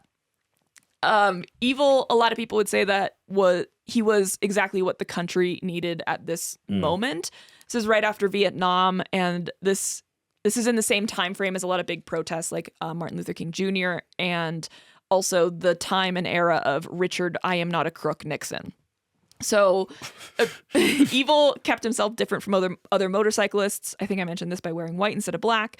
And then he also added... And by being bad. And by being bad at what he's doing. There are real risks that he's not going to make There is a 50% chance this man is not landing. And so he has this white leathers outfit, and he also added red and blue and like star-spangled stripes. So it gave a very patriotic America's crash feel. test dummy. Exactly. Nice. He was also a huge fan of Elvis. So if you ever see photos, which I'll show you eventually, the photos of his white leathers, there is a big Elvis inspo there, and that's for a reason. Quote, if he told you he was going to do something, he'd do it. And I mean, even if he knew it was going to kill him. And also, quote from a separate source, for that disenchanted and disillusioned generation, they're talking about coming out of Watergate and Vietnam and all of this. Quote, when you didn't trust anybody because even the president lied, here's a guy and he's going to risk everything. And that's a name I can get behind. Yeah. I mean, at least you're honest, you know? So Evil made a point that if he said he was going to do something, he was going to do it. And we're going to see that a lot where he says that he's going to do something and then everyone else is like, why? How? Robbie, his son, Evil's son, said, quote, I would think my dad would die every time he jumped. That's a tough childhood. Yes, it is. Yes, it is. And probably gave him some problems. I don't know which ones, though. There were about 3 channels at the time, TV channels, one of them being ABC. ABC had a show called The Wide World of Sports, and it aired Sundays at 1 p.m. So basically after church, people would go home and watch Wide World of Sports. In later years, so Evil would be featured on that show like as his career started progressing. And then when he became very famous, his shows would air at night, and it would be like kind of all anyone talked about for weeks leading up to and after the fact. No AI either. You know what you're seeing is real. Which is crazy. And so it was of the top 10 rated Wide World of Sports shows, Evil was 7 of them. Wow. Yes. Whoa. That's just a lot of people back at the time. There's only 3 options and like they're all watching you. That's crazy. He did really elevate the idea of licensing. We'll see this later. His name gets put on motorcycles, cars, etc., which gives him a lot of like royalty money. But he also makes a ton of money when Ideal Toys makes an Evel Knievel stunt figurine. And it's like a, I don't want to say a doll, but like there's a motorcycle, this like figurine that you can like kind of move its joints, clips into the motorcycle. And then there's like a little ramp thing that you can throw it down. There's like all of this like shit that the stunt dude can do on it. And anyway, that deal alone makes him a millionaire. What year did that toy come out in? Did you have? That would have been mid 60s, probably. Some of these toys are sounding like toys I grew up with in like my grandma's basement, I would believe like it. Ancient times basement. Ancient times. But I think only my uncle would have been a kid still at that time, and I don't think he had like a lot of toys as a kid. That's right. He lived on a farm, so yeah, that's fair. So, what really skyrockets this man into fame is his Caesar's Palace fountain jump. Nice. When Evil was in Las Vegas, Full of sharks. yes. When Evil was in Las Vegas to watch a big heavyweight boxing match in November of 1967, Evil saw what would become his next fixation, the fountains at Caesar's Palace, and he wants to jump them. But how's he going to make this happen, dear listener? Well, he's going to start calling the owner of Caesar's Palace, Jay Sarna.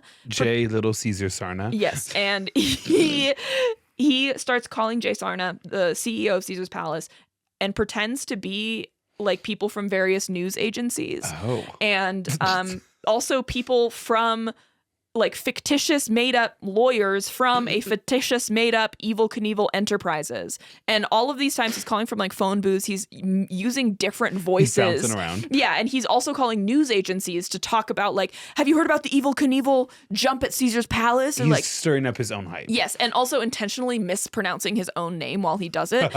Because I don't know why, but there's a very famous audio recording or like quote from Jay Sarna where he's like, Evel Knievel, who is this guy? I think we need to like talk or something. And so he stirs up all of this fucking talk on his own and About jumping just a fountain at Caesar's. it's massive. Okay. It's I didn't pull up how long it was, but it's like, I think this is it. But you can see how far back it goes. Oh, wow. Yeah. It's actually really long. It's very long. It's Okay. not like one fountain. Right. It's like a long series of fountains. And so anyway, by the time Evel is actually meeting with Jay Sarna has already gotten all these calls from what he thinks is ABC TV and Sports Illustrated and Evel Knievel Enterprises. And so the deal has already effectively been made because signed. Jay thinks he can get a ton of money from this. And I think he honestly did. Right. Here is a probably, I think, promotional photo of a young Evel Knievel in front of those fountains. Okay, Hunger Games. I see you. Those fountains look like very capital S. He looks older than I was expecting him to. He's definitely I in thought his 30s. he'd be maybe? hotter. I'm not going to lie about that. I think he ages pretty well. Okay. I think. I don't know. I think half of it's too his confidence when you see like the way Sure. he moves. It's just kind of like, all right, I get it. The jump is set for December 31st on 1967. It's about 150 feet from ramp to ramp. And Evel wants ABC Wide World of Sports to air this jump live. And they're like, who the fuck are you? And say, if you have it filmed and if it's as cool as you say it is, we will air it after the fact. Because they're like, we don't really do live things. I think they do, Okay. but I think it would take quite a bit Sure. to make it happen. And so Evel hires from his own pocket actor/director John Derrick to produce the film at a low cost. So low cost that one of the famous clips that they end up getting is filmed by his wife. It's filmed by John Derrick's wife. And so the day of the show, does Evel know if he can make it? Has Evel had anyone tell him this is how fast you need to go? This is the height the ramp needs to be. Has he etched out anything at all? No. The answer is no. He has no fucking idea if he can make it. And everyone around him is like, he was nervous as fuck. Like, if he just learned math, like, he could figure this out There's pretty like easily. tens of thousands of people here to watch him jump the thing he has no idea He might if die he can jump. doing. Yes. And so I think he's nervous before the show. He stops into the casino. He puts his last $100 bill on the blackjack table. He lost that bet, by the way. Someone reported, and I was like, that's crazy journalism. terrible. I love that shit. Last time I was even remotely in that situation, one of Griffin's friends had just got an ass tattooed and was coming to from his decision and was like, $100 on black. Red. Fuck. So funny. Okay, so yeah, he stops in the casino, puts his last $100 on the blackjack table, then stops at the bar, has a shot of wild turkey before he heads out to the motorcycle. What a crazy last couple of minutes on Earth. The shot of wild turkey will be a pretty consistent like pre-show ritual for him, so much so that Okay. I deeply considered getting a shooters Ooh, of of wild wild turkey. turkey? And then I was like, I don't know what the vibe's gonna be. I think I like. still have shooters of whiskey. Hell yeah. Of like Fireball whiskey in my fridge from Worth some it, event honestly. we did. I love that. Okay. And so here is the jump. We're not Nice. going to play any audio, but I have no idea if he you makes can this or not. describe. That's good. Good. Black and white crowd. Holy shit. He comes jumping on out of there. He barely makes it. And then he hits the ground. And then he runs himself over. He looks like a rag doll. Hold on, I want to see this again. Yeah, you got to see from the from the beginning. like look. Oh, that is the beginning, I guess. Just look how many fucking people Some are there. iconic looks too. This is crazy. Yeah. Imagine being front row to this. I know. Okay. So That's so long. that's very, very long. And so he does this like He does practice a run ride up. up to it. Yeah. And then he really does just like kind of zoom quickly. He doesn't have like a flag or like smoke or anything. Nope, he just fucking. Oh, and then so the force of his landing rips his hands off the handlebars. Right. And he skids. He skids about 150 to 160 feet, which That is is also the clear. length of the jump itself. He's still rolling in the video. No, this is the footage caught by that actor's wife. Like the motorcycle's crashing into the audience. Yeah, No one's running, but people do seem concerned. they're like, oh. Was this part of the skit? I didn't know that this would be a violent show. I thought I could bring my 12-year-old I thought for sure he would make it. Yeah, you did. Which he does. You know, he does. No, I'm making fun of Oh. him. I had no idea if he was going to make it or not. Okay. Prepared for him to sink at any moment. I had as much of an idea as he did if he was going to make it or not. That's so true, which is so deeply concerning. So his hands are ripped off the handlebars, and he, in this particular jump, is riding a Triumph T120 TT, special 650cc. It is 350 pounds. Okay. Holy crap. That motorcycle, yeah. It fortunately dodges most of him most of the time. Most of the time, but like definitely fucking, yeah. A quote from one of his friends who was there, quote, "That was horrible. I thought he was dead. I was horrified to watch my friend look like a rag doll." And then, yeah, he skids 150 feet into the neighboring casino's parking lot. He has a broken Who wrist. is not part of the event, No. by the way. They're like, fucking hell. We need a fountain. We need a giant Well, fountain. then now the ambulance goes to their parking lot. Right, So that's exactly. really the key. From this crash, notably from the crash, he does make it. Like, he lands on the opposite ramp. Right. It's just the force of the landing that throws him from Well, the he catches the motorcycle. lip and then manages Yeah, to then just land like- on the ramp. Yes. But it's a lot It's of lip. very close. Yes. Yeah. It is considered to be a successful jump. That being said, though, he did break his wrist or both of his ankles. He crushed his pelvis, crushed his femur, and also had other fractures in his hip. Yeah. Prior to this stunt, a little bit more crime. Prior to the stunt, he had one of his buddies from that insurance company he used to work for sell him 10 accident policies. Feels like insurance fraud. Like the definition of it. Yeah. Unfortunately, the agency did not allow people to take out multiple policies in the same thing on the same person. And so the agent got fired. And because Evil tried to file claims on all 10 of them after that. After learning that One for each leg. That's crazy. After learning this, Evil called the president of the company, W. Clement Stone, who he had previously been like, "Make me vice president," and he was like, Shut "Get up, the it's the fuck out of my same one. state." I'm pretty sure, yeah. I'm evil, Evel Knievel now. Yeah, don't you know? And Evil agreed to return 9 of the 10 policies and only accept a payout on the one if his friend was reinstated. Because he's like, I have you by the balls. You have given me this. You need to give me this money. The insurance company agrees and his friend gets his job back. Word does spread that he was then in a coma for 29 days. Was he? Nope. Okay. But he lets it run and then plays it up to the reporters and everything. So everyone kind of believes that he was, but no, he was just in the hospital room. He's like, I just be lying. Don't even I worry just be about me." lying. Don't worry about it. The crash footage was everywhere. The crash footage From that Caesars. that ABC asked him to film because they would then maybe re-air it if it was If cool it's enough. entertaining enough. ABC showed the jump and then had to pay Evil far more than they would have had to pay him if they had just aired it live. ABC being ridiculousness in this moment. So Here's some videos. We didn't create any of it, but we find it really really, interesting. really interesting, and also paid a metric fuck ton of money for it. After this, he begins using his iconic cane. Oh, I didn't know he had an cane or that it was He iconic. did have a cane, and oh god, I read this in one source and I didn't write it down. Yeah, Evel Knievel's iconic diamond-studded cane had a hidden compartment in its hollow base that held small glass vials or flask, usually filled with wild turkey whiskey. Fucking incredible. He's like, this isn't Amber. We're not about to do Jurassic Park. Yeah. This is just whiskey. I think at one point it did also probably have like a weapon or something in it as whatever, like a knife probably. So he starts using his iconic cane after this. He will use that cane basically for the rest of his life. Sure. Yeah.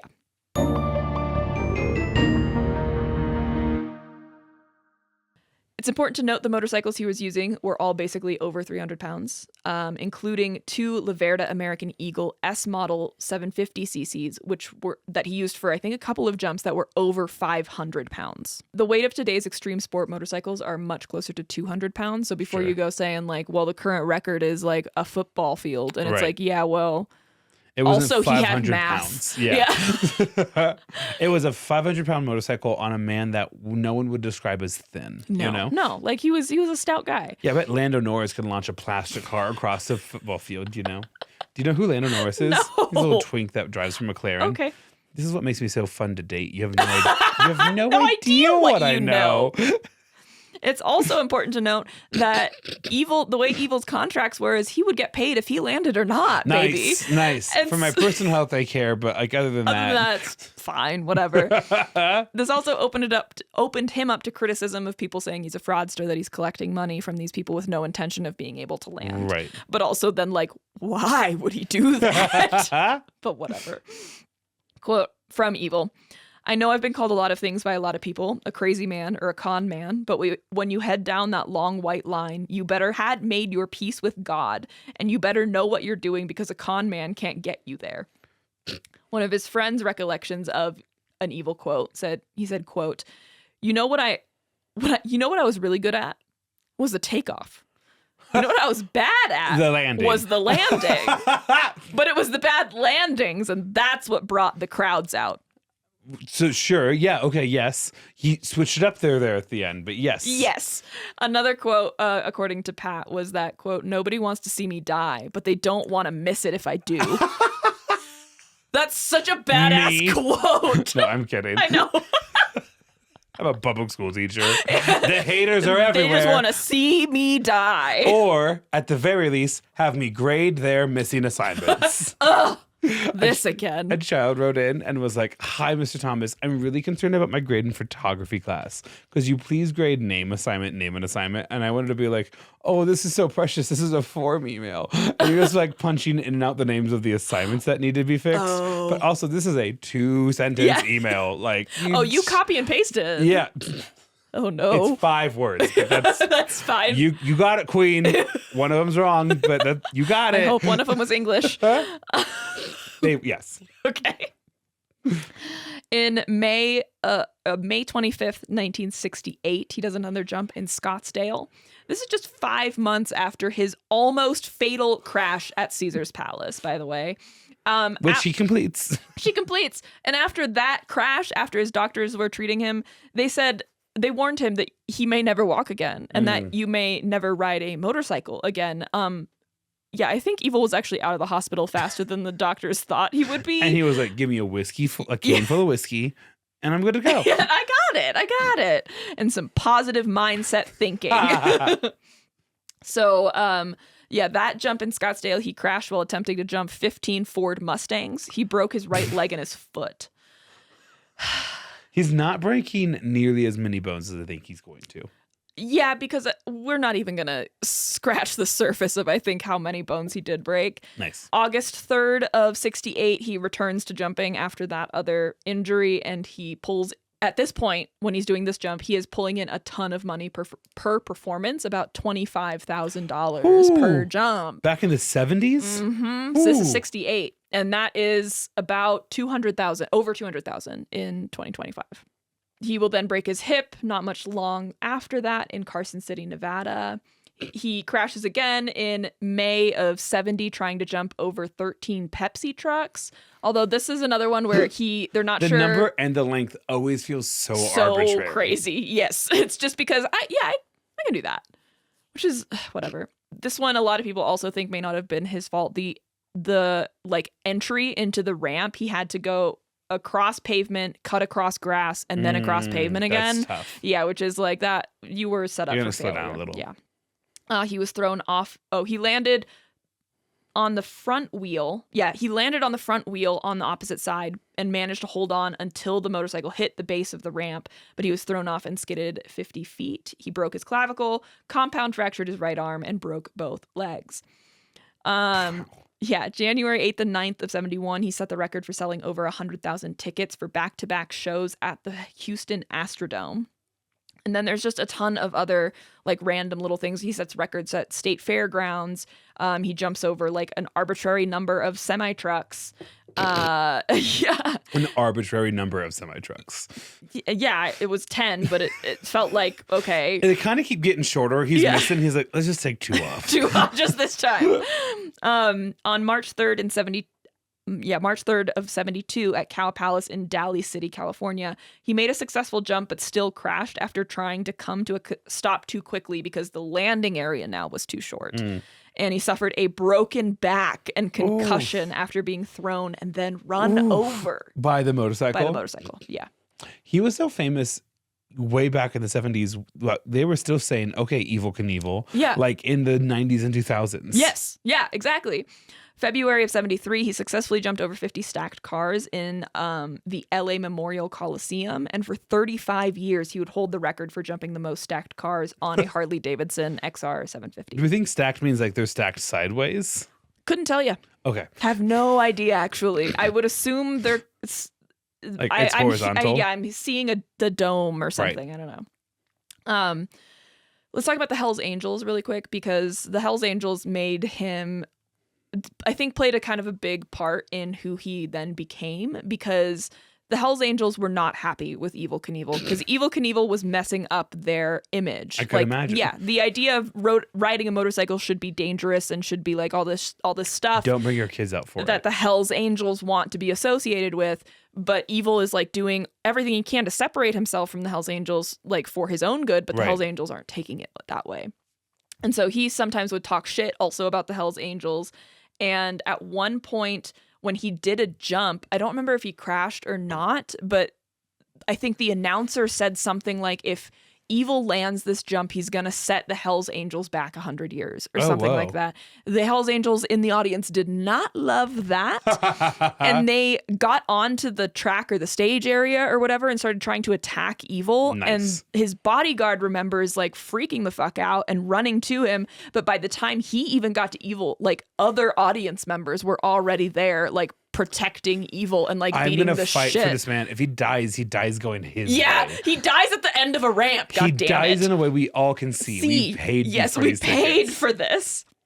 And so after that, Evel got a little paranoid, and so on top of being paranoid that like someone's always watching, there's also the constant fear that this jump he's doing is going to be his last moments on Earth. Yeah, so I might be a little bit of an asshole too, but also I wouldn't have chosen this career. Right, no thinky person would have. Would have, yeah. And so he has a lot of methods of dealing with fear and paranoia. He got a gun. He started taking like a lot of pain meds. There's drugs and alcohol, usually not involved in like the jumping itself. Is he a good partier? Can I ask? Yeah. Like, what are some of his legendary party stories? He would oftentimes, in the span of 24 hours, be bringing home so many women. My king. He's married. Right, with Linda children. Bork. With children. Ugh. Yeah, he... And Linda seems not cool with this? I think Linda's a little resigned at this point. At the time of the documentaries, I mean, she seems still perfectly happy to talk about Evel. They seem to end on fine terms. Okay. They get divorced? Not until the 90s. Okay. So they're very much married when right now. When were first allowed to get divorces. Yeah. She was not happy with him, especially because he did not ever hide anything. Okay. So everyone knew what he was doing, and everyone also knew he was married to Linda. And he didn't hide anything. He didn't act ashamed about it. I mean, if you get points for that, like, I guess, still sucky, though. It's a shitty thing to do. Your wife knows what's going on. Hooray. Not stopping you from doing it. Boo. If it helps any of you, Evel is no longer with us. But in the last years of his life, he did do, according to the people close to him, he did do a lot of work to repair a lot of those relationships. And his daughter remembers a very distinct time where she was talking to Bobby, her dad, Evel, and he said, I was a sick man, like with women. I shouldn't have treated your mom like that. I was like unwell. Right. And she remembers being like so relieved that he recognized He was like, hey, remember that time during your childhood I cheated on your mom a bunch? All that time. Now that you're a grown adult woman, I feel bad for that. Yeah, that was shitty of me. Yeah, basically. But I do think he did some of that work if it makes any of you guys feel better about any of this, I guess. Not to make any of it okay. But yeah, so he was kind of a crazy partier.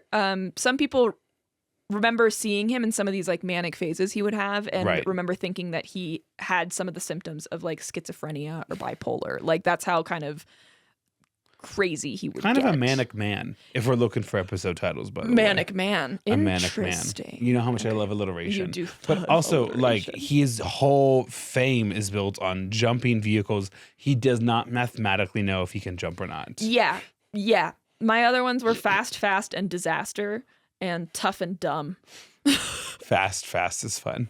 Fast, and Disaster. Oh, I thought and started something new. No. I was like, disaster is a little unspecific, but like Fast, you and know Disaster. what It was a quote from someone. I don't think I wrote down who, but it was a good quote. So here we are. So now we're gonna get into who Evil became, because in 1971, a movie comes out about Evel Knievel, starring George Hamilton. George Hamilton at the time had been looking for a specific story like this to kind of boost his career. George Hamilton, if you don't know, would eventually be in The Grandfather 3 in 1990. He was in Grace and Frankie, General Hospital, Two Broke Girls, Pushing Daisies, Baywatch. He's love Grace and Frankie. You recognize his face when you see him, but you're like, I don't remember from where is what that is. He decided he wanted to do Evel Knievel, I think, after meeting him. And he brought on John Milius, who was He's like, you're so hot, I want to do you. I'm sorry, that's such a bad joke. I'm a little buzzed. Good. Been reading too much smut. So George Hamilton brings on John Milius, who's the author of Dirty Harry and would later write Apocalypse Now. George meets Evel to review the script for the movie. And they're in like a hotel room or something. And I'm not sure on the dates. I know they first met in like 69-ish, but Evel asks George to come and meet him so that he can like review the script and give approval and whatever. George goes to hand him the script and Evel says, no, read it to me. And George is like, I'm not going to read an entire movie script to you. And Evel cocks his gun, brings it to George Hamilton's head and said, read it. I think that might be TBI, traumatic brain injury kind of stuff. You remember one of the first stories I told you? His cousin was like, he ran into a cabinet, knocked himself out, and then was like, said, no one can hurt me. No ever. one can hurt me. I do this remember man that. has got brain injuries. Actually, I was gonna try and research more about brain injuries. Did not have the time. The quote from George about this is that he does end up reading the entire script to Evel Knievel that night. He says, my performance on reading that script was the best I've ever given, and I probably should have gotten an Academy Award. Another source said he was performing like it was his last performance because he thought it might be. So that's good. Evel gives his approval, I guess. After the movie, Evel, I don't think, loved the movie. But you don't mean the script, you mean like the actual finished product. The actual finished product. Okay. Evel does this a lot where he's like, you tell the story, babe. Like, I trust you. I want to hear 100%. Your voice in it. Yeah. Tell the truth. And then gets fucking furious at the end result. Exactly what he wants. So there's two like fictionalized movies about Evel Knievel, the one in 1971 and the one in 2004. When I initially started watching the one in 2004, I was like, I cannot believe Evel Knievel like was not like insanely pissed off about this, because I think they do a lot better job of showing what Evel was probably actually like. Sure. In the 1971 movie, I'm like, what the fuck was wrong? Like, you are painted as like this kind of like fucking hero. Right. This perfect dude. Yeah, this perfect dude who's just like so brave and cool and George Hamilton and like knows all these cool people. Yeah. However, I don't think he likes the movie, but he does start adopting some of the phrasing that John Milius had written for the character. Phrasing of him. He has never used before. Oh, yeah. Okay. That would then become like taglines of his. One of them being something along the lines of, so this is the quote from the movie. Quote, they told the Wright brothers to fly was impossible, and they probably told Neil Armstrong to walk on the moon was impossible. The quote he is then known for saying is, they said Shepard and Glenn would never get around the world, and they said Armstrong wouldn't step on the moon. Okay. And I think he like started adapting Around things. the world is kind of a weird throwback cut, but sure. Yes. Another one I think that was written for the movie that he I think then said is, quote, I'm all alone when I jump those ramps. There's only two things that keep the rest of them from doing it, and it's fear and the big hole in the middle.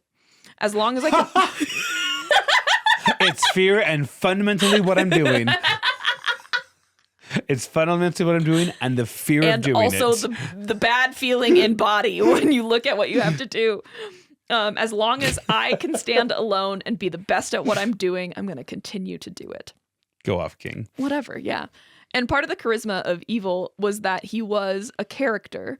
And after the movie, he was a much more compelling character because he was literally taking some of his charms from an actual caricature version of himself in a lot of ways. George Hamilton is quoted saying, "It's really interesting when you are a man like Evel Knievel and you've created this myth, and once you're defined, it's then hard to live up to it." And so he thinks there's a lot of reasons for why Evil did that.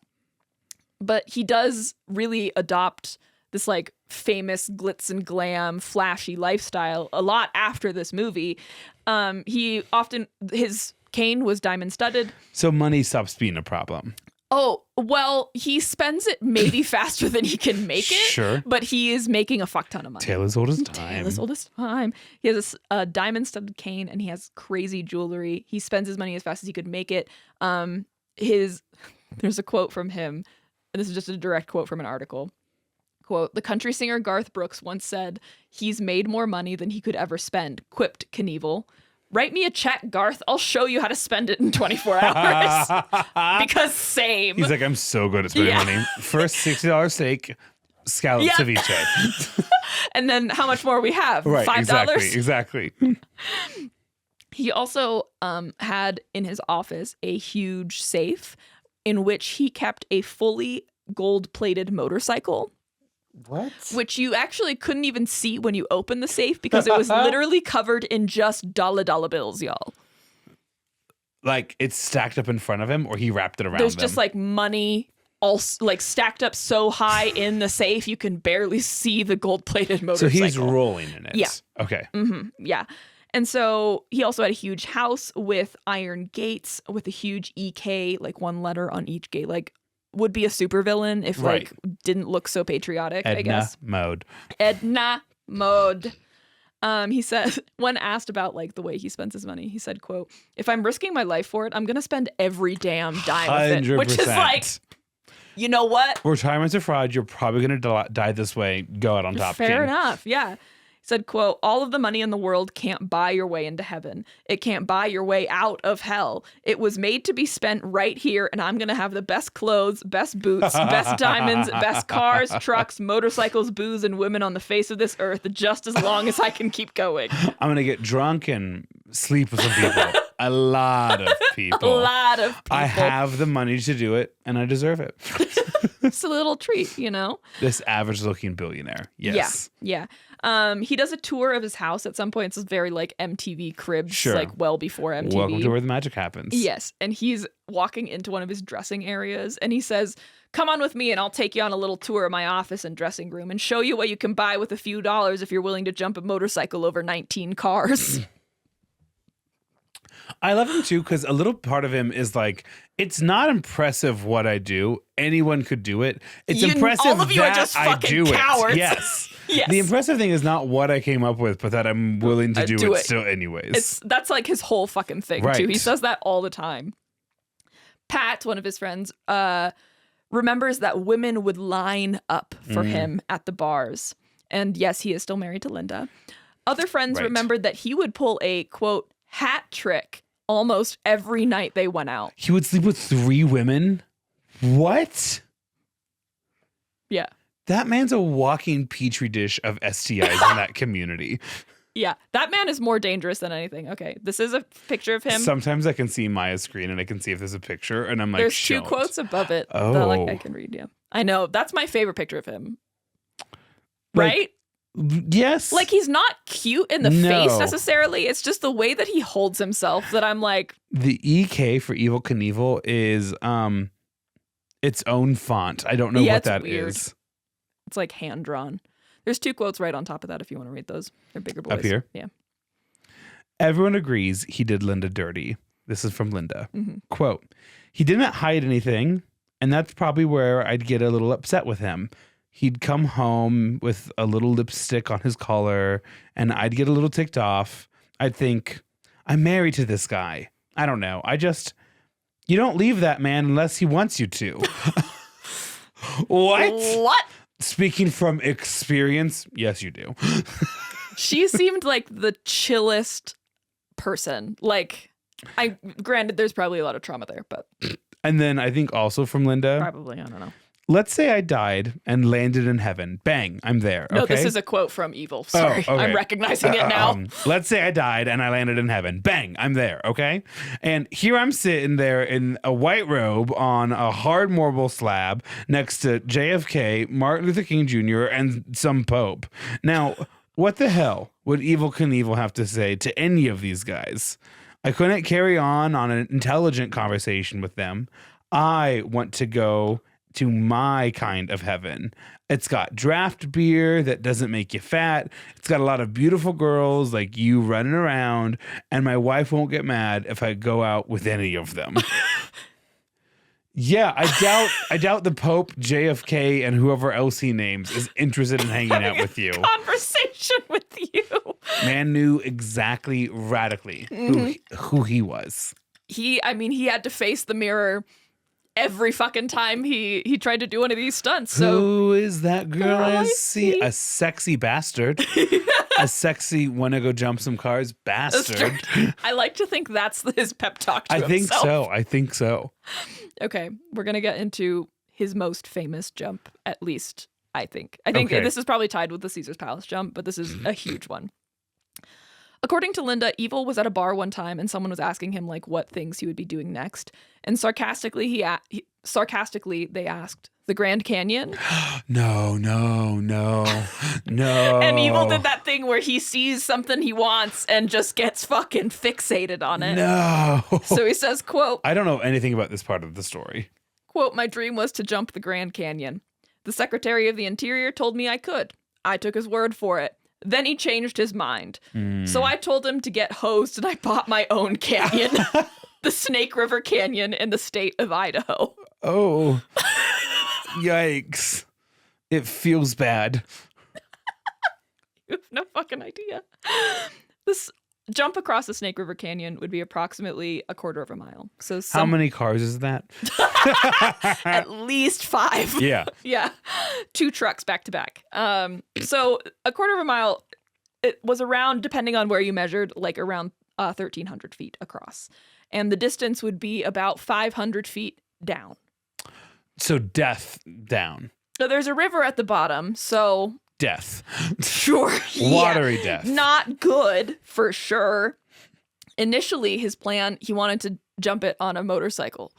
Right. He wanted to put rocket launchers, basically, on a motorcycle. Just give me 2 wheels. Only one of them Only one. I only has need any one. kind of traction on it anyways. Yeah. Because I'm doing all these fucking wheelies. Initially, that's what his plan, but eventually he actually did like bring on some professionals because he needs a professional at least to make a rocket launcher for this thing.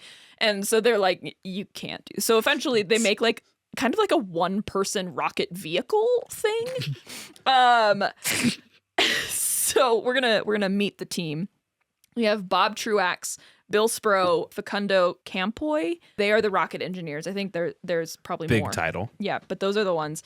Rocket engineers. Bob Truax was considered the father of steam rocketry, which is what they're going to use for this. Oh, okay. The vehicle they designed was basically a one-man tiny rocket built to go from 0 to 350 miles per hour from a dead stop in 8 seconds. Okay. Just, to me, doesn't feel fast enough, but No, I I don't agree. Yeah, 8 seconds is a long time when it's a cliff. Yeah. Shelley Saltman is another guy he brings on. This will be the public relations guy and the promoter guy. He also, I think, worked for other big sports names, potentially Muhammad Ali. I think I saw that somewhere. He's also one of the guys who first... Okay, I forgot I cut this from the beginning. At the very beginning, he makes an impression, Evel Knievel makes an impression by doing wheelies down Ventura Boulevard. In California? Yeah, in California, which is right outside of where the Sportscaster Association is. And so this particular building hosts all these sportscasters. This was kind of how he got the attention of ABC Wide World of Sports. But Shelley Saltman is one of the guys who first met Evel that day, and now he's the PR guy. Shelley Saltman, I believe, actually did a 30-day press tour advertising this Snake This Canyon specific thing. Okay. river jump. And then there's Donnie Branco, who is the logistics guy. By trade, he was a concert promoter for acts like the Stones, The Who, etc., but he is the promoter dude. And so, if you want to watch the Snake River Canyon jump that Evel Knievel is doing, you could either go to the Snake Canyon River itself and buy tickets for that and like camp out. Yeah. Do they have like recreations of it? No, like the day of. Like okay. you know when the day is. Like if you want to watch it, if then. you were back I thought in you the meant day. modern Yes, time. no, Okay. I'm gonna show you a video.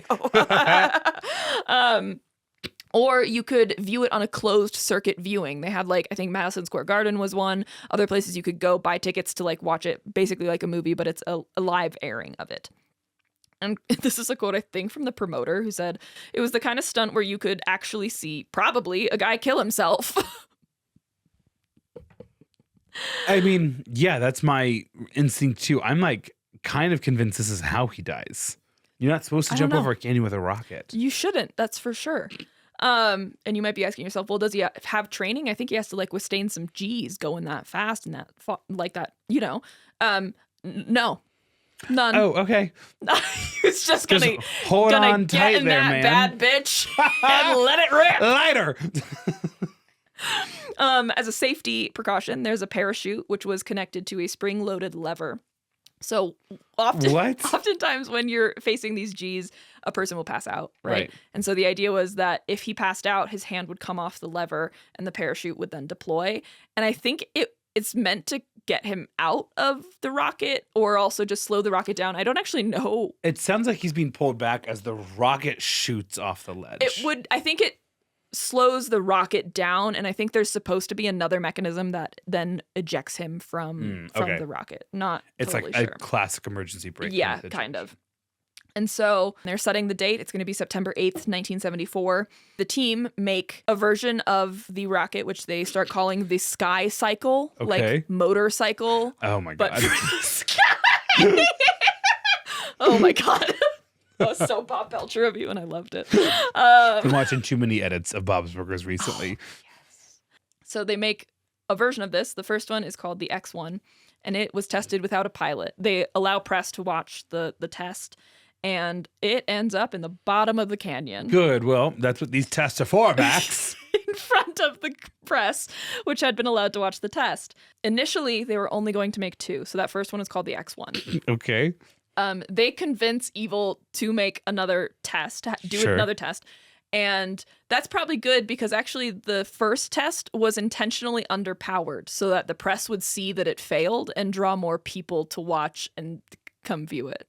Say that again? They intentionally underpowered the test that they allowed the press to watch. So they're like, we want him to blow up. If there's a real chance he's going to die.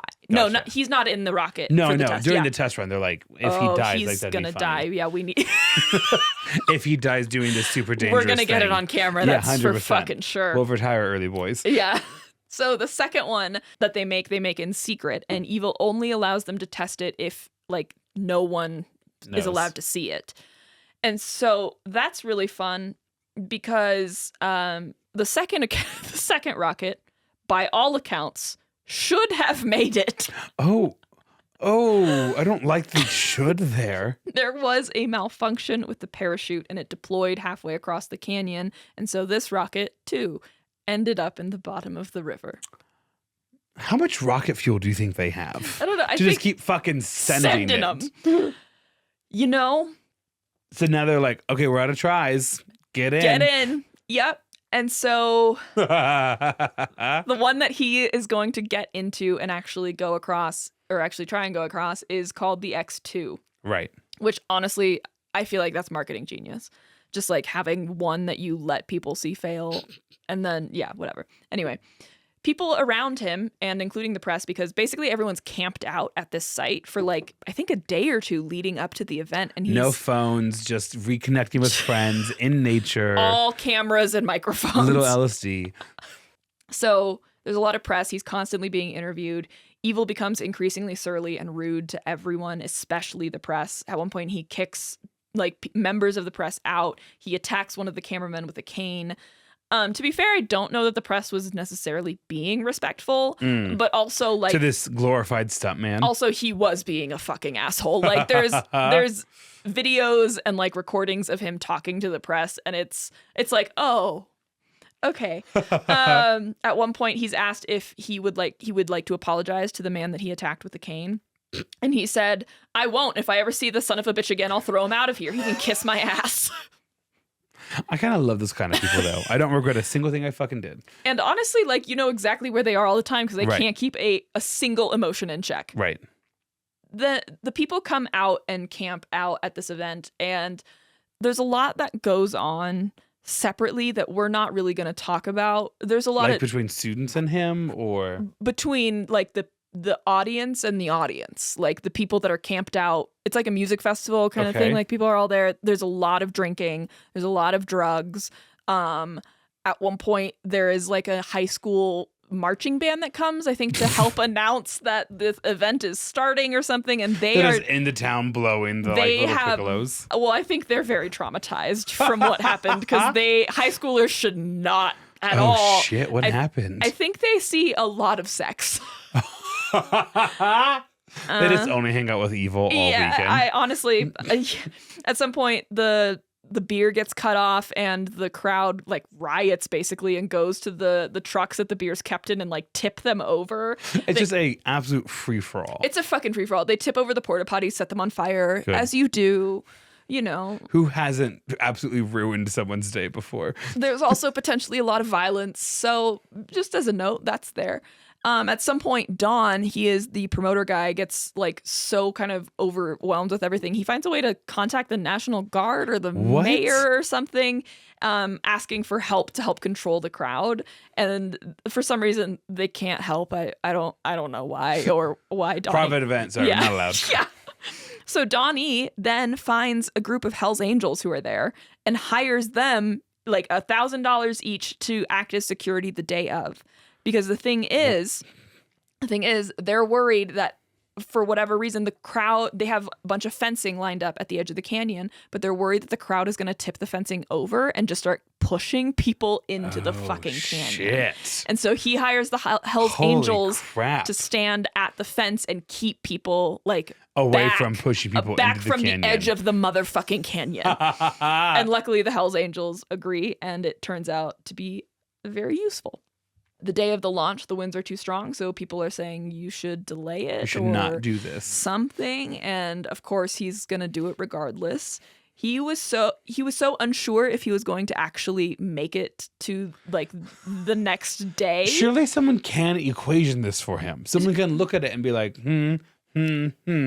no. Yeah, you would fucking think. I think the rocket engineers were just like, keep adding power We to that built the bitch. rocket. That's the only thing that matters. Yeah. And so he actually brings his entire family, all 3 kids and wife, Linda, into his like trailer to literally say goodbye to them, basically. So pretty easy childhood then. Yeah, super fucking chill.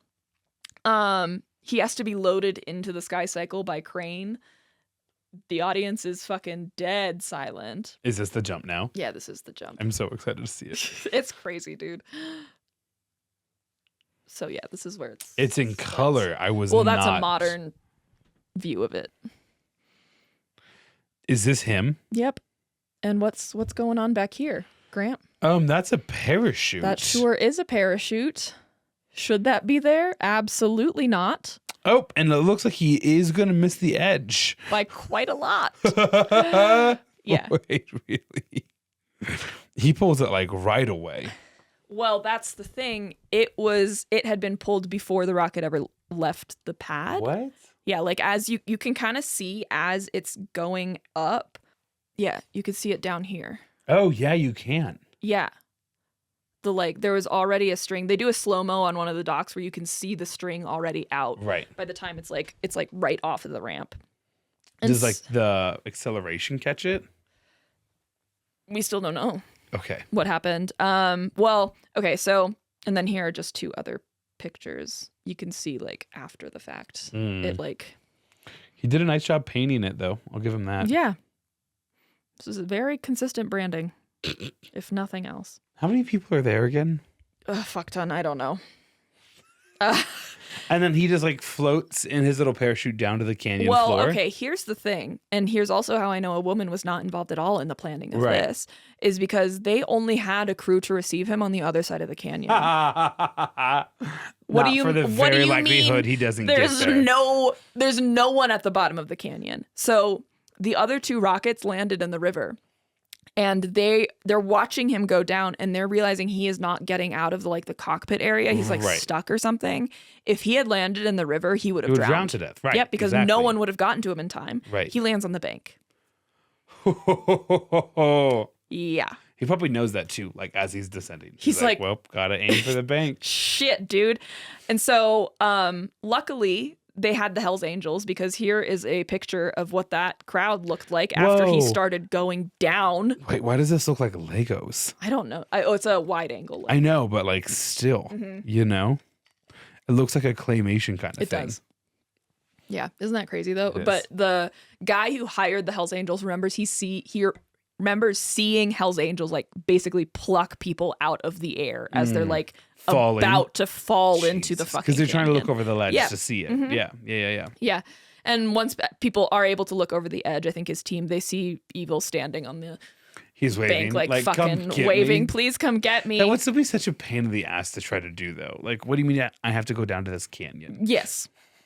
Truthfully, I want to know how long it took for someone to get there. I just think it's too bad that we don't have this kind of culture today. Because, like, it was Jackass, and then this was also, like, it's giving huge YouTube energy. It you know what I mean? is, yeah. It's like, hey, everyone, come watch me do this crazy, dangerous thing. You're not liable at all. It could be really cool. Or you could see me die. And everyone's like, And get that in the would be car. fun, right?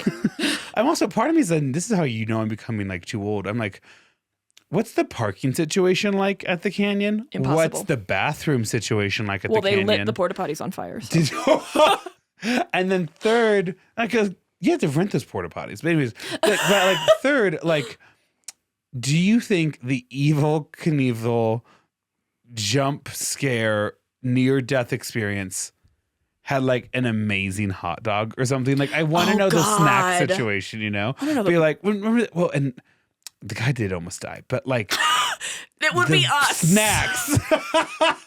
We'd actually come and we'd be like, wait, was that a test rocket? And they'd be like, no, that No, was that the was real the real thing. one. Oh, fuck. I've been here for 4 hours and I missed it. 4 days, more like, Yeah. honestly. So the rocket goes down. Right. The family's freaking out, obviously. He luckily, though, lands on the bank instead of the river and is able to get out.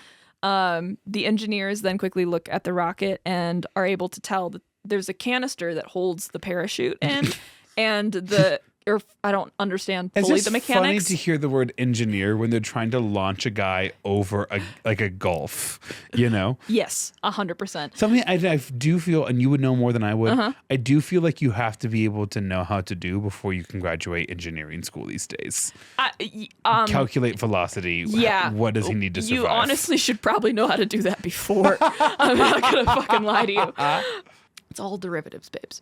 But so they look at the canister that the parachute should have been in, and the canister that's holding it in is still there or something. What they know is that it was a mechanical failure, that the parachute shouldn't have deployed. Better out than in, I always say. It's a Shrek line. Yikes. But another story quickly emerges. Even though the engineering team is like, it was a mechanical failure, they go and tell Evil. There's video footage of him finding out from the engineers that it was a mechanical failure and a total accident. And he's bloodied up and everything, but Right. he seems very like coherent in learning this. But he's obviously in a fuck ton of pain. And Right. so very quickly, though, another story emerges. And it's the story that Evil lost his courage and intentionally released the What parachute. a fucked up thing to say to absolutely troll him to do it again. Wait. Cut to Don E, who is the promoter guy, the logistics guy as well. He's the one that hired the Hells Angels. He said, quote, "Yeah, I told people that's what happened."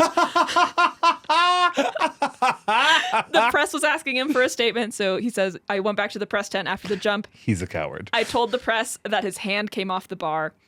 I really liked the rocket crew, and I just knew the MO of how Evil treated people. Nothing was ever his fault. So I told people that's what happened, and if by chance it took a little bit of pressure off of the rocket team, then so be it." He's like, listen, Evil's kind of an asshole. The rocket team's been doing well. Evil's going to keep jumping. I'm going to protect them. Mm-hmm. Okay. I was like, hell yeah, girl, get your tits out. I've been listening to this little MLM fantasy book, which of course is hot again. And it finally, it featured murder, but it finally got to the plot and I'm like, kind of convoluted, but like, I guess I'm kind of here for it. This is so convoluted. Yes. There was no through line here. Almost. I'm just going to keep edging my boss. Yeah. Yeah. So that was how I then said, ladies, if he would, he want to. Donnie was like, I'm protect the rocket crew. Yeah. By lying to the faces of the press. They deserve more time, Maya. Honestly, I think Probably so. at least one more test run for sure. Yeah, maybe a little bit. But regardless, the contrary story that Donnie did release out there is still out there. And so fuels, again, the narrative that Evil was a con man and a fraudster. So after the failed jump, he comes back to Butte and like gets depressed or something for a while, like kind of chills out. But according to some sources, that jump alone increased his lifetime earnings by $6 million. What? From his previous $2.5 million. Just because it increased his... Just people knew about him more and were like watching his shit and stuff like that. And so...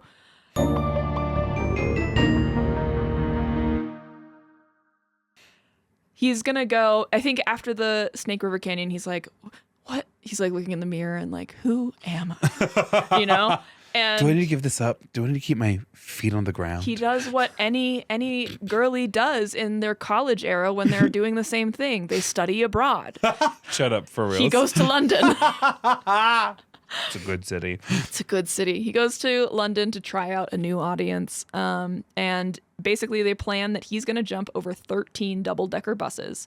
It's a 120-foot jump. Okay. And they've rented out Wembley Stadium. Wimbledon? Wembley. Okay, I don't know anything about it then. What? What is that supposed to mean? What? Are you okay? What is that? It's a Freddie Mercury at Live Aid, which was, I'm pretty sure, at Wembley. Watch me be wrong.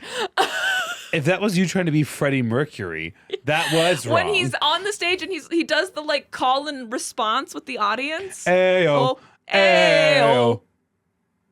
And then later on he goes, wow. Is that No, it? I just was smiling. And then at one point he becomes a toad.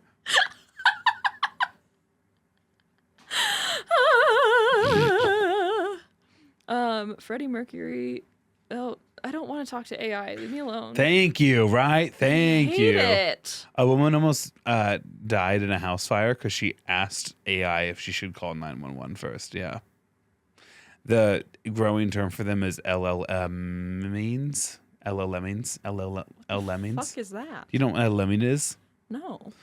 This is so funny. And I think I've told you this before. Yeah, And Live Aid was at Wembley. Thank you. I'm That's glad what I it needed. hasn't stuck with you. Yeah.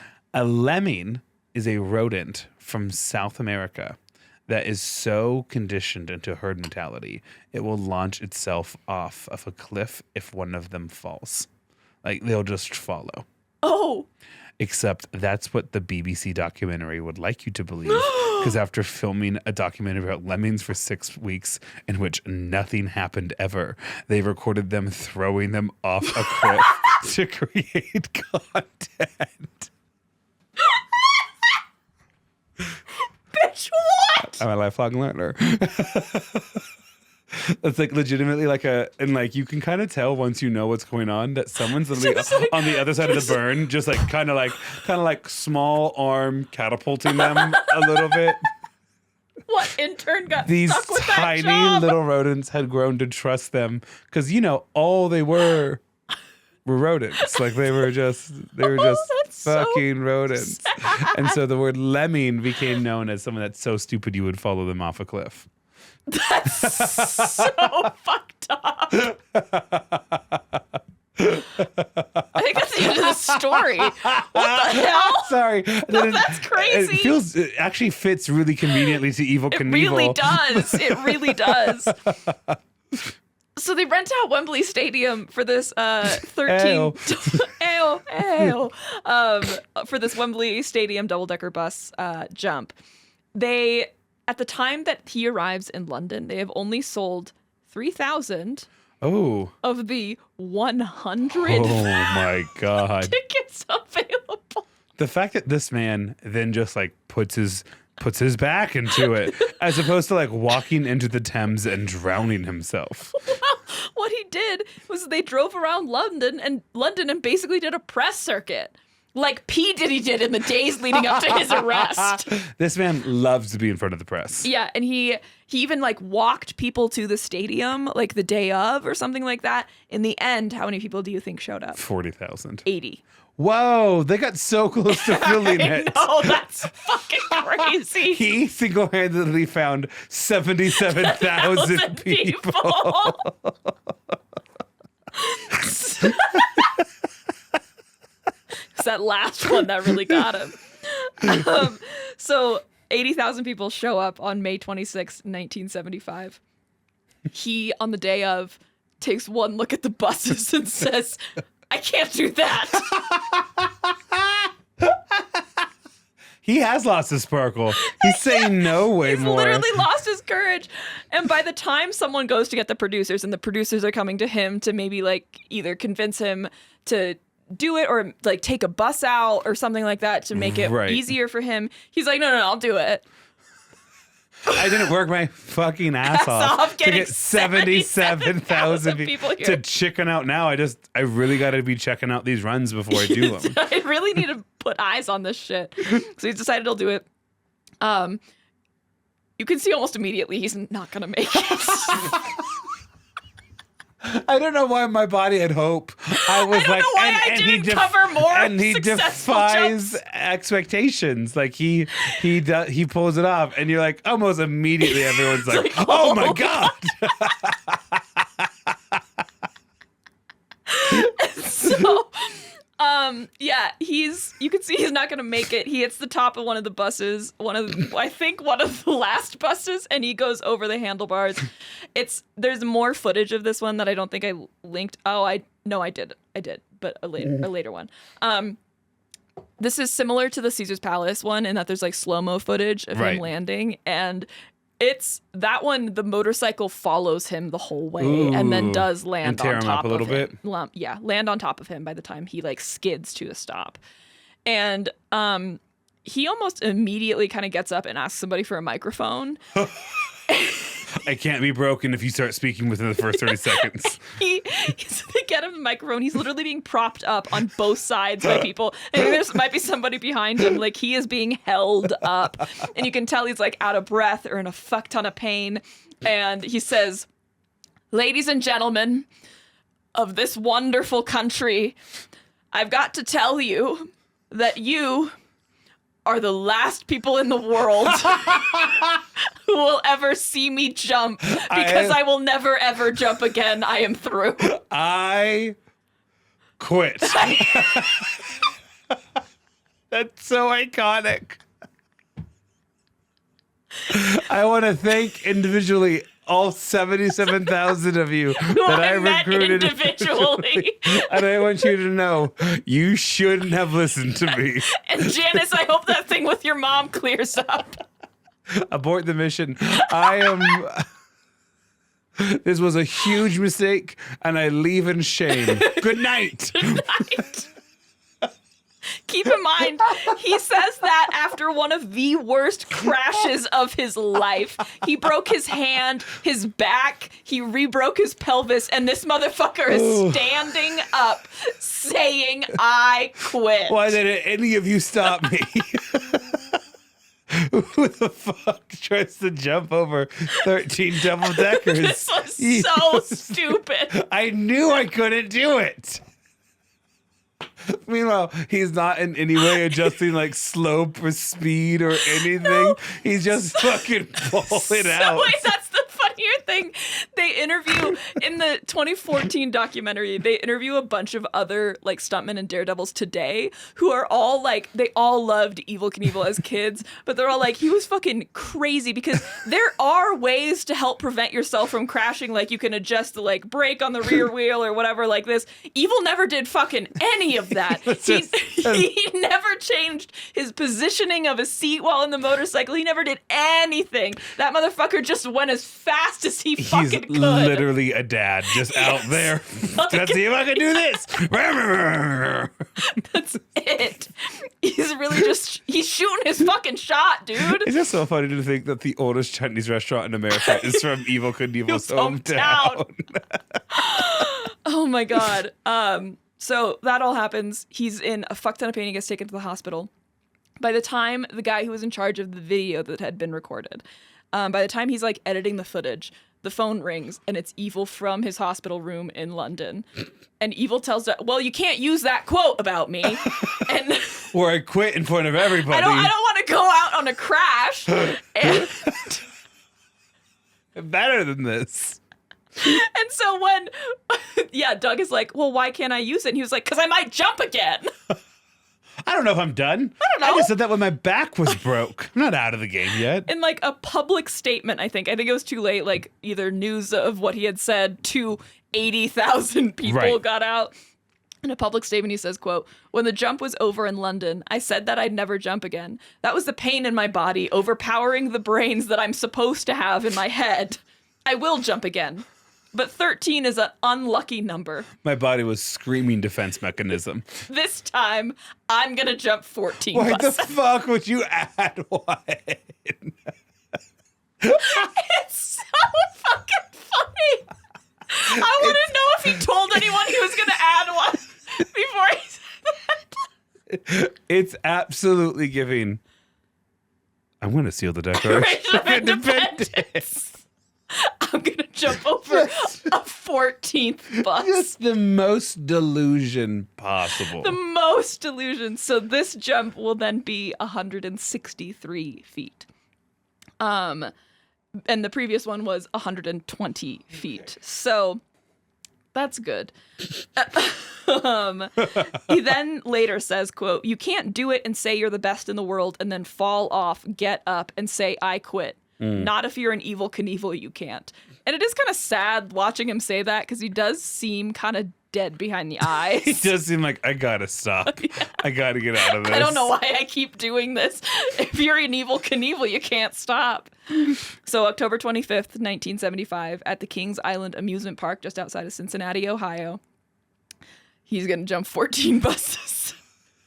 He's like, I will never jump in London. I'm going to go back to Ohio and do this. Safer there. I don't know if you knew that. Single-decker bus. I don't even know. His team, though, does say that the Evel that was preparing for this jump was a very different Evel. He actually did test runs of this jump. That's how scared this motherfucker was. You ever been so scared you practiced? Yeah. Yeah, I have. In parentheses, I said, I feel like this is me going out drinking now that I'm old. I'm like, oh, my body's fragile. And then a separate thing, I guess my knee could tell me that. It could. I was tired when I wrote that. His doctors had been telling Evel that he had a serious risk of being paralyzed if he fucked up this jump. So this would be one of the longest jumps of his career. And that day, 25,000 people showed up. Okay. And the jump is also being broadcast on ABC Wide World of Sports. And this airing will have the highest viewer rating in the show's history. That's how many fucking people are tuning in. Way more than just the 80,000 that are at Wembley Stadium. And let's watch, shall we, Grant? I have no idea if he makes it or not. Every single time I watch it, I'm watching it for the first time. Okay. He's on the takeoff. It does not feel fast. Whoa! Like perfect. I know! Wait, hold on. Why wasn't he doing that more often? Well, to be fair, he did stick more than he crashed. I've only told you about the crashed ones. It looks almost anticlimactic. Yeah, like it's just so, like not. Yeah, that is not eventful. It's I'd like okay, he him to jumped. Get more air, but yeah. Yeah. No, he's going long, but he sticks the landing. However, he lands with so much force, the motorcycle breaks. Nice. Okay. But he doesn't. So that's duct tape to his hands. He's like, we're not gonna get fucking ran over again. But he had no injuries. So he stands up on his own 2 feet, I might fucking add, and gets on the microphone again and says, as far as I'm concerned, I have jumped far enough. Today, I'm going to walk away from here with you, and I feel that's being a professional. I quit. I did it. I did it, and I quit. I did it. Oh my God. Get me home. Get me off this fucking bike. Wheelchair? I'm fine. I can't walk anymore. That cane was for show. Someone give me my cane whiskey. I need to calm my nerves. So that was his longest jump of his career, the largest TV audience, the highest rated episode of ABC Wild World of Sports ever. So yeah, I mean, he did his best to end on a high note. Which he did. Oh. Okay. This next section's called complexity. Okay, I kind of thought he would be done jumping. Oh, he is. Oh. Okay. Just kidding. He actually does do some smaller jumps, but he never does anything like that he's not sure he's going to land, after this. But this section is called complexity. He had his moments of being an absolute fucking asshole. And that's pretty well documented. Shelley Saltman, who was the publicist or promoter guy of the Snake River Canyon jump, right, wanted to write a book about the promotion of that event afterwards. And he got permission to do so with Evil. Evil and him would be like 50-50 shareholders or whatever in the book. Okay. But Evil gave Shelley permission to carry around a cassette recorder and record everything. And let's say there's a lot on tape that Shelley has that did not make it into the book because at the time Shelley still cared about Evil's public image. Oh, ooh. Yes. And so he wrote the book, and he had to get it approved by Evil's lawyers. Evil's lawyers said, yep, absolutely good to go. Unclear at this point if Evil maybe just actually never read it and just said, okay. Evil did literally say to Shelley, I trust you, tell the truth. Right. And so, yeah, Shelley has recordings of him saying crazy shit that he intentionally kept out of the book at the time of publishing because Shelley was still working to protect Evil's image. And so, of course, he's not going to slander Evil's name. Right. After the book is published, the first time Shelley sees Evil is on a set or something maybe. Evil, who is 38 years old, attacks Shelley with an aluminum baseball bat to the point that Shelley shatters an arm and passes out. Yeah. Yeah. Joe Little, who is one of the guys, I think, on Evil's team, after I think he was there when Evil finished reading the book, Evil tosses the book to Joe and says that might be worth something someday if you want it. And it's Evil's, all of Evil's notes writing when he's reading the book. He's agree, disagree, true, There's false. just pages of him saying lie, lie, lie. Oh, interesting. He's fucking pissed. Everyone they interview in the 2015 documentary, including Linda and his own children, say they have read the book and it fucking checks out. Oh, they're true. They're yep, that feels like an actually pretty accurate representation. Didn't even include all the true. Yes. So he gets charged with assault. Okay. And people kind of agree that he probably could have gotten away with it if he had just stopped being fucking evil for 10 seconds. He fires... But then he wouldn't be Knievel either. It's true. He would only be Bobby? Who is that anymore? Who is that girl? He fires his attorney and enters a guilty plea. What? Yeah. He says, quote, "Judge, I did it and I'd do it again." What? He says there's no point in fucking arguing. I did it. I'd do it again. This man's sense of honor is so weird because it did result in him jumping over 14 buses. Yeah. Later in an interview, he said, quote, "If I did not think there was a much stronger judge someday that I will stand before called God than the judge I stood before in that courtroom in Santa Monica, California, I would have killed that lousy little bastard. I broke his arms with a baseball bat, and I think that's just what he deserved." I don't regret it.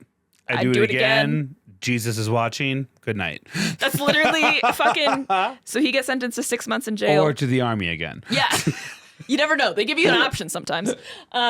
He gets sentenced to 6 months in jail, 3 years probation. While he's in jail, he's on work release, so he only really spends nights there. He travels in the day. And every morning, he would have someone pick him up and take him to the bar. Cool. One day, he hired a fleet of limousines to take his fellow work release inmates to their jobs. I think he thought it was funny. I mean, he's not wrong. That is really funny. And he was also trying to push boundaries, which is what the judge saw it as, because he was also getting a ton of press by doing all of this. And so the judge revoked Evil's work release. Oh.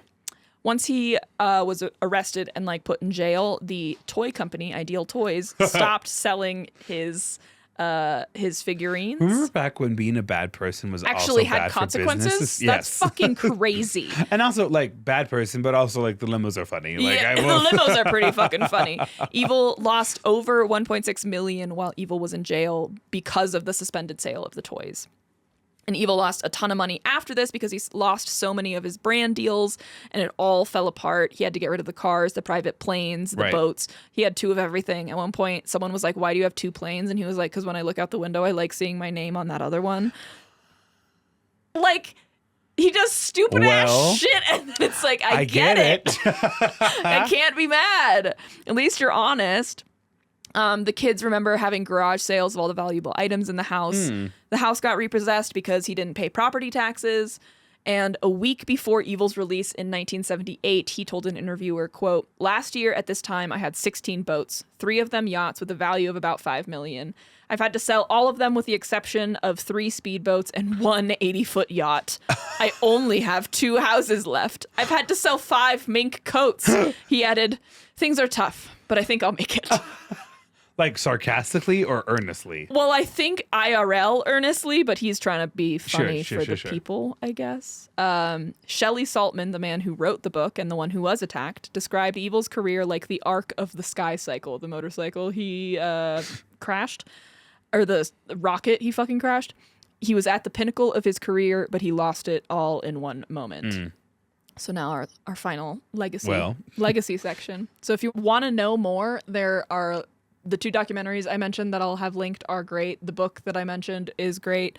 I will say the website about him, it's like evilknievel.com or something, is run by one of his sons, I believe. And there are some moments in that there are like some facts that have been later debunked that are not then corrected on the website. Like the thing about him being in a coma for 29 days is still on that website, but it's like everyone else is kind of like that wasn't How long was he in a coma for? He wasn't in a coma at all. Oh, gotcha. Okay. Yeah. Someone said he was in a coma. And so, there's just little things like that I would just watch out for on that website. But overall, it does a really good job of telling the story and linking stuff. So there's that. After the 14 bus jump he did in Ohio, he did some small jumps here and there, but he never really went that big again. His very, very last jump would be January of 1977, where he jumped over 13 sharks. What? I didn't do more investigating for my own sake. They have to be in water, oh, right? yes, 100%. I think I also saw that this was the only jump that he ever did where someone who wasn't him got hurt in the jump. Oh. Because like something flew and hit like a cameraman or something. I don't know. I chose for my own peace to not investigate that one further. All in all, he had 32 bones broken during crashes. The only bone he never broke during his career was his neck. He broke his left femur. That's actually crazy considering the landings he's doing. Yeah. Left femur 5 times, back 5 times, clavicle 3 times, pelvis 3 times. He's broken every single rib that he has. He's had 15 major operations, lots of metal pins and plates that were in his body. And then when he would break another bone, he would break the metal plates too, which obviously, whatever. 1975, Evil was given the Guinness World Record for the most broken bones in a lifetime. By that time, he had 433 bone fractures. So if he had broken every single bone in his body, there's 206, he would have broken every single bone at least twice. Whoa. Which is crazy.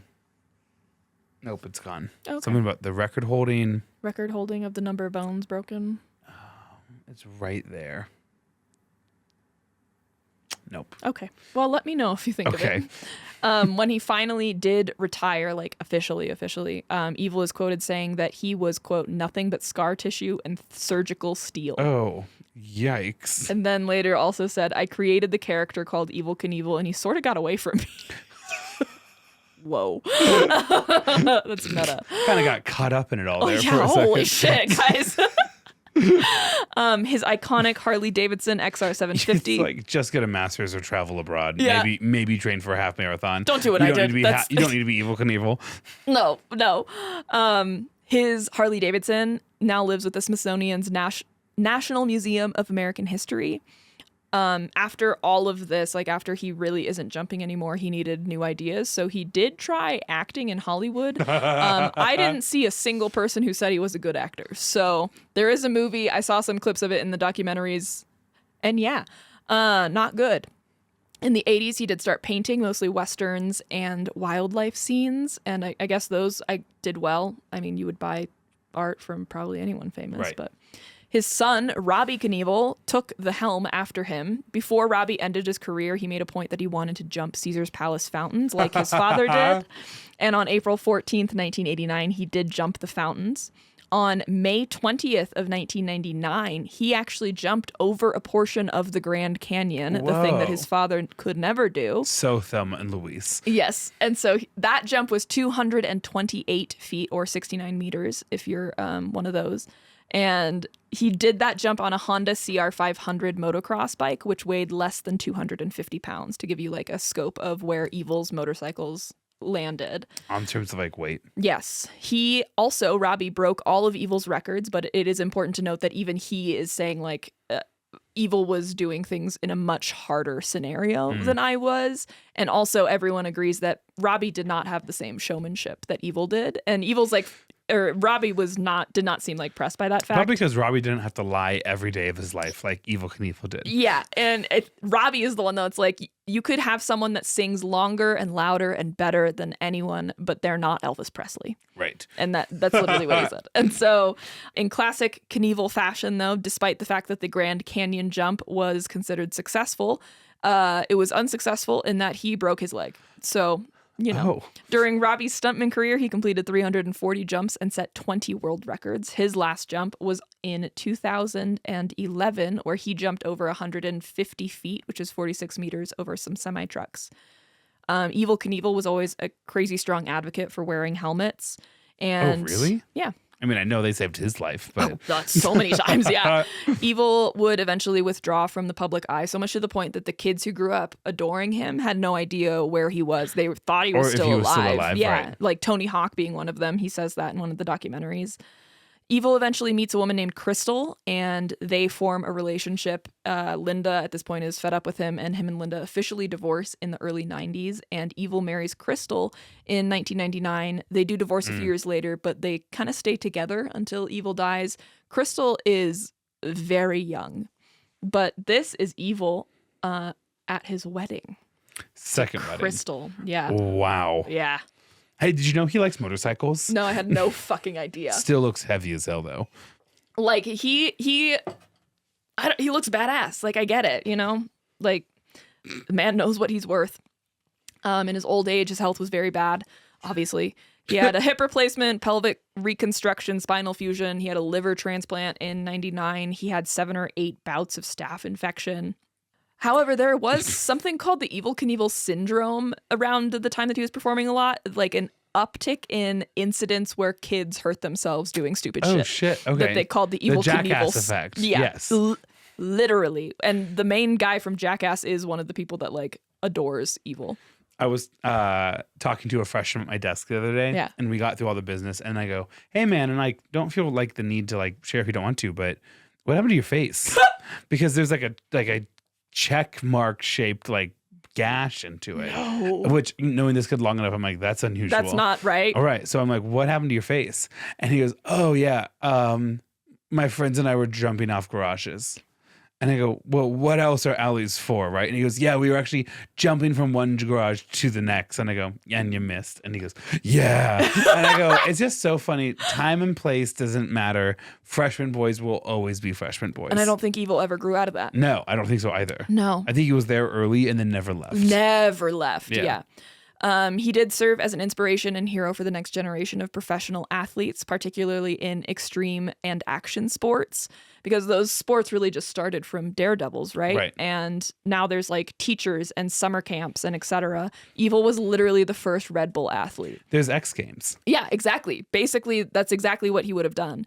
And some of the famous action sports people are interviewed in these docs. Johnny Knoxville of the 2000s reality TV show Jackass is interviewed as being an admirer of Evel Knievel, he says, quote, Evel had to make his jumps. The stunts I do, I know they're gonna fail.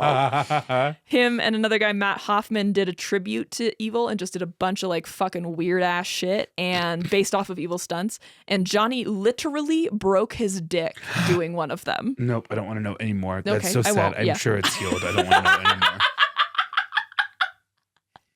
Did not handle that well. Been a lot of body talk this episode and snakes again. You didn't even get a trigger warning for.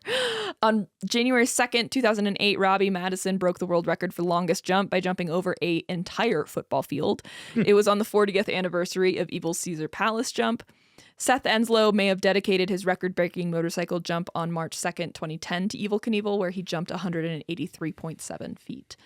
Tony Hawk was also an admirer. Either way, as these athletes are getting brought into the spotlight, they are kind of bringing Evel Knievel with them as they always talk about him. And so Crystal says that he was very appreciative of this kind of attention, and most people just like didn't know where he was. He does make an appearance at some like award show maybe, and he comes out on a motorcycle and he says, quote, don't ever forget, you can fall many times in life, but you will never be a failure as long as you try to get up.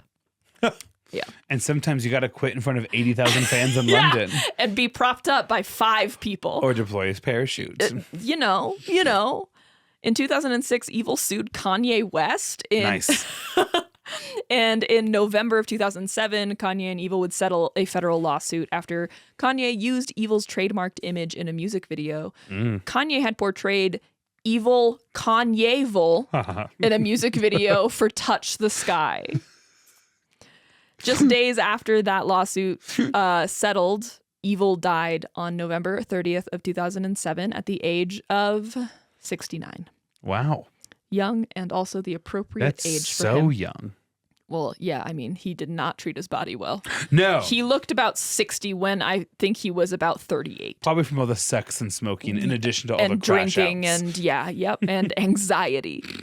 He had failing health for years, diabetes, idiopathic pulmonary fibrosis, which is lung disease. And in 1999, he had a liver transplant after almost dying of hepatitis C. Ooh. Yeah. Is that a sex one still? Or is that like a vitamin thing? Couldn't tell you. I'm thinking vitamin D. Probably. I don't know. The last few years of his life were not easy. And a lot of people thought if given the choice, he probably would have preferred to die at the end of the ramp than like deal with the health complications at the end of his life. At the end of the ramp is so dark. Interesting. In the early 2000s, he was a generous donor to charities and helped promote the work of places like Make-A-Wish. Crystal said he really did spend the last years of his life trying to right a lot of his wrongs, and he had a lot of apologies to give out, and luckily he did get the time to give them. Linda says, quote, well, the first time I heard him say, I'm sorry, he was pretty much on his deathbed. And that's like the cadence she talks in, which is just like, I love her. If you're mad at me, I'm sorry. You should forgive me now before I'm dead. Yeah. And she's like, you're fucking kidding me. A lot of friends remember his final years kind of fondly, saying that in his last years, he was the Evel that they knew growing up, or the Evel that they had come to love without all of the negative shit. When he passed, it was sudden. I think he was literally on the phone with maybe Don E. Oh, shit. Yeah. Okay.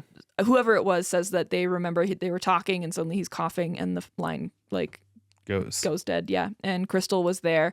She said, quote, he was ready. I wasn't, which was very sad. Robbie, his son, said, quote, he used to always say to me, quote, that canyon, referring to Snake River Canyon, has not moved 1 inch. And I do not see a big long line of daredevils waiting to jump it.